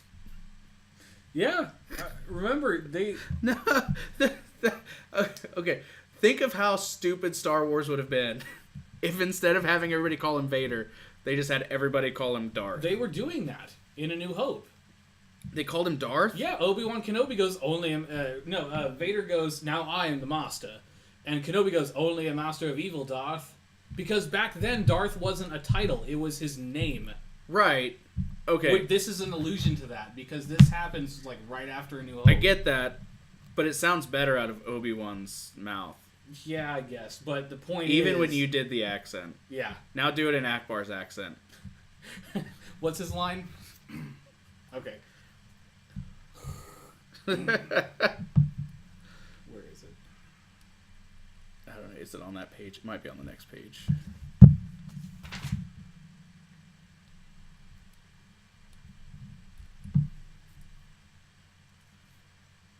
Silence. See it. Always good for podcasts. I don't see it. Okay. Tell me. Then. Keep looking and tell me when it comes up, and I'll do the voice. All right. It's got to be somewhere around here. Da, da, da, dance so that everybody doesn't get bored. Look at my ship. This is a customized model of the MG-100 Star Fortress. Here we go. You were speaking of executions, Darth. You were speaking of executions, Darth? It sounds so stupid. I'm really glad they didn't keep doing that through the movies. You know, if it was anybody else that a fucking fish, man, it might have sounded a little better. Oh, goodness gracious. Now I have to go watch Wayne's World. Okay, so Vader also hates Carbon. You will win no prizes here today, Carbon, except a quick death. Owned. Yeah, Carbon sucks balls. Like, he's got 4 lightsabers and none of them matter. Yeah, how do you lose? Okay, at that point though, they're getting in the way of each other. Which probably was the problem with Grievous in the first place. I mean, if you have 4 lightsabers but you're not as good at using them, then it doesn't matter how many lightsabers the other person has. Right. See, the reason that he had 4 lightsabers in the first place was probably because of the 2003 Clone Wars, where he actually killed a fuck ton of Jedi with them. Yeah. But, of course, George Lucas rewrote him in Revenge of the Sith to that bumbling, mustache-twirling version of Grievous we know and hate today. Yeah. So in this fight, let's say there is no poison dart that R2 shoots out and hits Chewie to give him the antidote. Because at this point, he's been fighting Chrysantan. Mm-hmm. You could say he's been holding his own. He's still alive. But he's not winning. But he's given this antidote that R2 has, shoots him with it. Fully powered.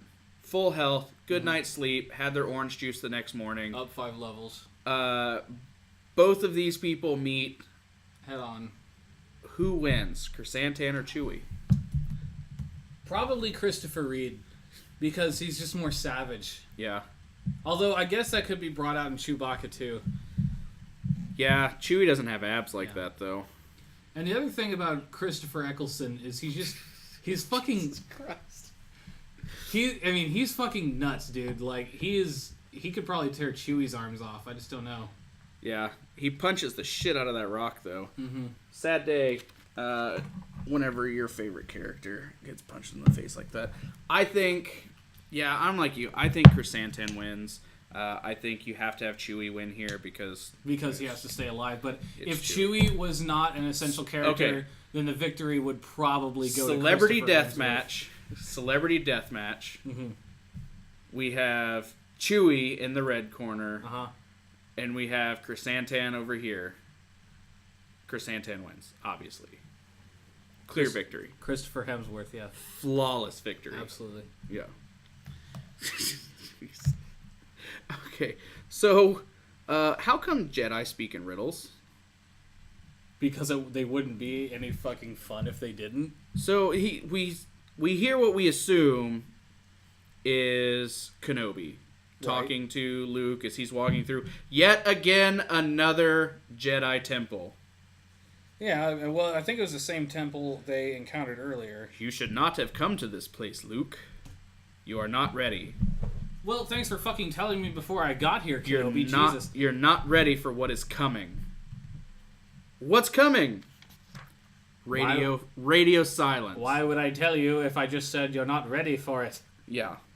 It doesn't make any sense. So, stormtroopers show up. Gun battle. Pew pew. Then we have 000 BT show up. Yes, it does seem like the organics are always trying to murder one another, doesn't it? It's their only redeeming quality. Oh, goodness. Yeah, that makes sense from his perspective. So they get the order that they have to keep him alive, keep Skywalker alive. So then they get to turn on the stormtroopers. He's got a fucking flamethrower. I forgot about that. It also, this kind of goes with my question. Can droids get erections? Look where the flames come out. God. That's either his belly button or his dick.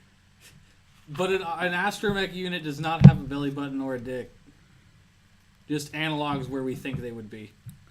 Listen, that's a metaphor for his dick, for sure. So his dick spits fire? I mean, why not?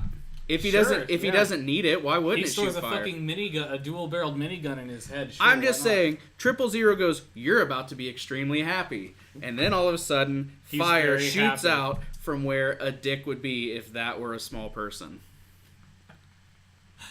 Right? Okay, sure. I'm glad that doesn't happen every time I get happy.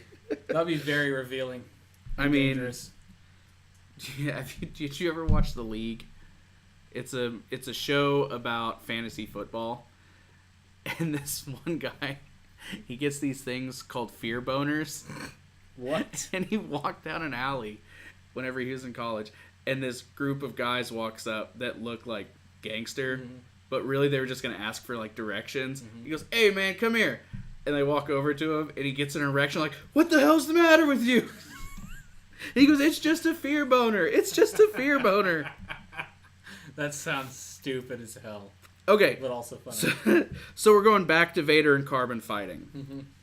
They're fighting. Vader just smashes him with a statue. Easy out. You throw another statue at me, I'm gonna lose it. So, why Carbon calls him outdated? Carbon was modeled after General Grievous, Who was the prelude to? who died with 4 lightsabers against 1. Well, also Grievous was Darth Sidious's prelude to Vader's cybernetics. So if anybody's outdated, it's actually Carbon. Right. He's just an idiot. Yeah. Okay. When you wield the power of the dark side, 1 saber is all you need. It is true. That sounds like he's selling the dark side. Like he's got a time If you share. wield the power of the dark side, 1 saber is all you need. He's either selling beds or timeshares in the dark side. Something like 1 saber is all you'll ever need. Life sucks. Anybody who tells you different is trying to sell you something. That's right. That's really all you need in the light side too, right? Yeah, because Kenobi did it. I, And that's it's funny, he dismembered him exactly like Vader dismembers Carbon. 1 arm at a time. Yup. Fuck yeah, he did. And that's how he deserves to go out. Yeah. Like a little punk. Bitch. Like a bitch. Going back to the good part of this fight, we have Chewie and Chrysanthemum still going at it. And then Chrysanthemum puts on some sort of radioactive brass knuckles. I'm assuming they store kinetic energy. Something like that. Because they're glowing. And then he punches the shit out of Chewie. I'll give one to Christopher Evans right there. That was pretty clever move. How many of those you got? I think that might be my last Chris. Do you know any more? Chris Christopherson. Where have I heard that He's before? a country singer. Oh, God. Well, I don't know if it's country or folk Wait, no, singing. I have one more. Keep going. Okay. So let's go. We'll just go I'll save back it for to, the end. We'll go back to this. Yeah. So then Chewie jumps on the back of... No, I'm going to save it for the end of the fight. Oh, okay. It's a good one. Yeah. All right. The rest of it is just kind of everybody coming back together. C-3PO kicks R2-D2 in the balls. You can't even see him. He's got his head turned.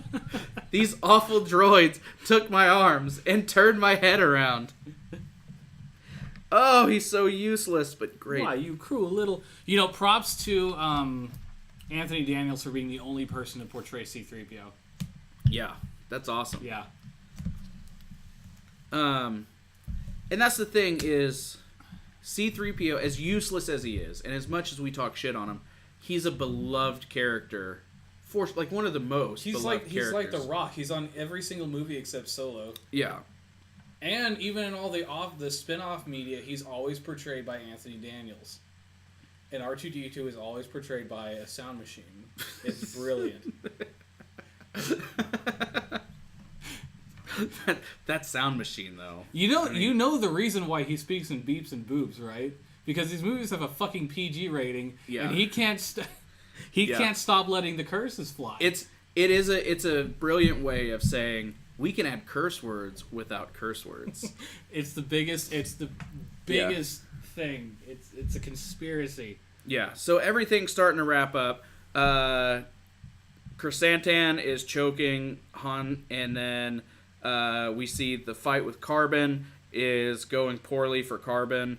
Luke is being dragged off because he's a useless pile of shit. And then Leia happens upon the fight between Vader and Carbon, and she's got her blaster leveled. She's about to shoot him. About to shoot him. End of issue 5. Into 6. We still see them fighting. He's still just a naked robot with a cape. If you're not going to wear clothes, why do you have a cape? Why do you have a fucking cape? God damn it. Capes are so stupid, but they look so cool, but they're so stupid. He's also got a utility belt. I mean, I could see that coming in handy. For what? You're a robot. You need spare power packs for your lightsabers. Yeah. Lightsabers operate off power packs. You couldn't integrate that into your cybernetic body? No, because the lightsabers aren't connected to his arm. Now, if the lightsabers were, like, coming out of his arms or something... No. Like Why not just have something like... like a built-in... Like either in his leg where he just goes... Yeah. Because Grievous didn't fucking have one? I don't know. Okay. So, we see this battle going on. I want to call it awesome, but it's really just Vader kicking ass. That's awesome. But in, like, a radio, we hear, Mistress Leia, please answer. And they call her, and she's just having these flashbacks of Alderaan. She's got Vader in her sights. I can end this right now. Got him in her sights, but her friends need her help. And then she decides to leave. She finally has her big growth moment. And this is what I was talking about earlier. You can feel like you want revenge and everything like that, but when you're presented with a choice like this, and she does the right thing, that is what defines you. So, revenge is never more important than friends, right? Although Vader does go on to kill millions of more people. Yeah. But that's again, Vader's choice. Not hers. Who's to say he's not going to sense that shot? Or he's not going to hear it and react to it? Or his fucking armor won't just deflect it. We've seen his armor take a glancing blow from a lightsaber. That is true. Intact. And we know blasters are weak shit. When it comes to plot armor, yeah. Yeah, except for when it comes to stormtroopers, then it's like poison ivy and it kills them. It's kryptonite. Yeah. But now remember the last time we saw a caped guy in black get shot at from an unknown angle, he literally just reached out and froze it. So he's kicking Carbon's ass with one hand. He could easily Could Vader do that? Of course, same fucking bloodline. Yeah, you're right. It is. I forget Leia's. Ben! Yeah. So, at the end of this fight, who the fuck ends up taking out Chrysantan but C-3PO? And that's the only way it can end. Of course. It's the only way it can end for C-3PO to beat... All I'm going to say is, rip Christopher Lee. Oh. But how awesome is that scene? Yeah, it's pretty great. He goes to punch through him, and the way they made his fur all stick up on end and everything. When they said to let your hair down, but it's really humid outside. Have you seen that meme? It's like almost like a little newspaper cartoon of Chewbacca and Han. And Han goes, "Oh no, not the mohawk again." And it's just hair from his crotch all the way up his face and all the way down his butt. And the sides of his body are shaved. No! Oh! I'm not going to sleep for a week. Oh, that's It's awful. great. That's what this scene makes me think, where his hair's... Look at the expression on his face. Though. Yeah. That is a compromise between, oh shit, I fucked up, and what the hell is going on. Yeah. That's amazing. He's literally just blue screening him down. Right? Look at his fucking... Tell me when I have it. Look. Yeah, you got it. Right there. Please reboot your computer. It's one of the best scenes ever. Oh, that's fucking funny. So my question is, Chrysantan's just laying there. Yeah. He's already fucked everybody up once. Why wouldn't you just kill him? It's not a good guy thing to do. kill somebody while they're down. It's not honorable. Come on now. This dude just messed you up. Yeah, but it's not the honorable thing to do. Is it honorable to let him come and beat you up all the time? That's his choice, not yours. You kill him while he's defenseless, that takes you down a notch. I kill him every single time. Well, you do that. I kill him every Now, single Carbon, I don't time. care. What? Carbon. Wait, he's stuck under rocks, and you're okay with that? Well, it's Vader. Also, Carbon's a bitch, and I hate him. right. I hate his design. You're not the only one capable of deception, Carbon. You will delay me from my boy, from the boy no longer. You did it again. I did it again. That did must it be again. really subconscious for you. Yeah. It My is. boy. My boy. It's my boy. My boy. Jesus. Keep going. We're almost there. We've So been going for fucking 2.5 hours. they say that Luke was saved. He was pulled off the ship because Vader's standing on top of a rock, Right. cape blowing in the wind, and Vader grips one of the engines with his force and brings down the ship, and Luke just walks out. Yeah. That plot armor's good stuff. Yeah, and then they're like, "Oh, you must have a guardian angel," and he goes, "Oh, it's the Force, Han." I imagine him saying, he probably doesn't say it like that, but I imagine him going, "Hey, you must have a guardian angel." He goes, "The Force, Han." The Force, Han. He It's goes, the Force. yeah. So technically, the dark side of the Force is his guardian angel. Yeah, but you know the reason why Vader saved him is because Anakin loves him. I get it, That's not a dark side thing. but he still said, "The Force, Han." The Force, Han. Hey, Han, you wanna go to Tashi Station and pick up some power converters? But it's a whole nother year. I find myself rooting against the rebellion quite often. Because of Afra? Yes. And I because feel that. they're nerds. But they have the coolest ships. Yeah. Like, would you really want to pilot a TIE fighter over an X-Wing? Fuck no. So Leia shows up and punches out Afra. That was a sad moment for Yeah, me. that was... To get punched out by the second most overrated character in Star Wars. Jeez. You know the funny thing about Boba Fett, going back to him really quick? He's not even the one who carbon froze Han. Vader had to do it for him. He just took him to Jabba, that's it. That's all he did. And then he got his blaster chopped off by Luke, and then he got flung into a sand vagina. So we have Hi, Jess. we have Jess, you Luke. want to come meet the fans? We have Luke saying, "It's just I'm never going to get back to that temple. I was close to something, You were And close now- to Ben Kenobi kicking your ass for going there. and now I'll never know." And then you have Vader looking longingly after his son. What a way to end it. That is a fantastic way to end it. We didn't even talk about how Carbon died. Yeah, he got smashed into rocks and Vader slashed his head off. Yeah, well, we didn't discuss it. We didn't talk about how awesome it was. It was awesome, by the way. We discussed how awesome that whole fight was and how he Yeah. was slowly being dismembered the entire time. That's true. So what did you think about this whole thing? What the direction that it's going in, how they developed Vader, how they developed Anakin, how they showed how useless Luke was, how awesome Chrysantan was, how amazing everything was. I think somebody's got a big boner for the bad guys, but that's fine because it's about time they got some light. I mean, it's funny to me how in the original 3 movies, Vader's this big evil. And he's awesome, but he's a big evil. And he's a very one-dimensional character until the very end. And here they're showing, no. He's been that way from the beginning.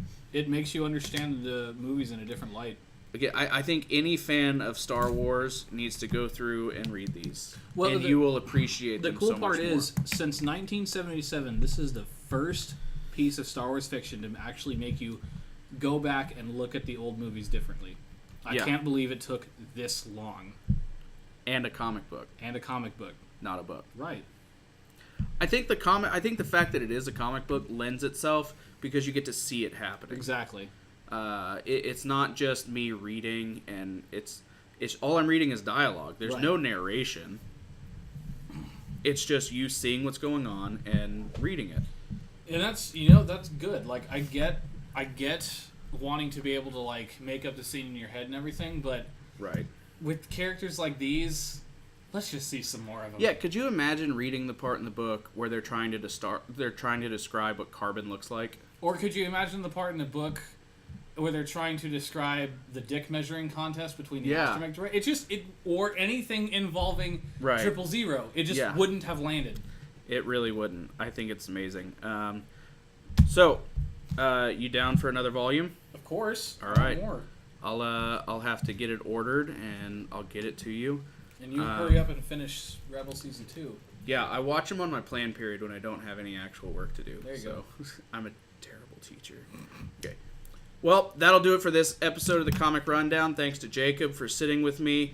Not necessarily in the comic den, but close enough. It's got better lighting here and you know it. For now. For now. Jacob, remind everyone where they can find you and what you have coming in the future. Chronicler177. I've got a new Halo machinima coming out soon, trademark. Spartan's Omega Halo. So if you like Halo, you can watch that. Or I've got my Fallout machinima coming out in the future, soon, trademark. So if you like either of those, or you just want a good community with good people, find me at Chronicler177 on YouTube. All right, and remember, folks, you can find me on Instagram, Facebook, and YouTube at The Comic Den. I also have merch available at teespring.com/store/The Comic Den. So far, I just have pages from my Magnus comic book that I've been working on with Chris Rao over at Mr. Rao Arts. I want a t-shirt. You want a t-shirt? I don't know. If you can make it in my size. Yeah, the great thing about Teespring is I don't have to buy any inventory. Mm-hmm. You go on, you look in my store, and then they make it and ship it to you. Yeah, that's pretty cool. Hopefully, pretty soon, I'll be having some legit art stuff. I'll be having some Comic Den stuff, some Comic Rundown stuff. So it'll be more geared towards my stuff. I also want to take little bits. I want to do an imperially fisted shirt. Yeah. So yeah, I'm just gonna start pulling stuff from these and then making those into shirts. So if you like this video, drop a like. If you like the channel, subscribe. Make sure you hit that little gray bell so that you get notifications. It's important. Thanks for tuning in. Peace.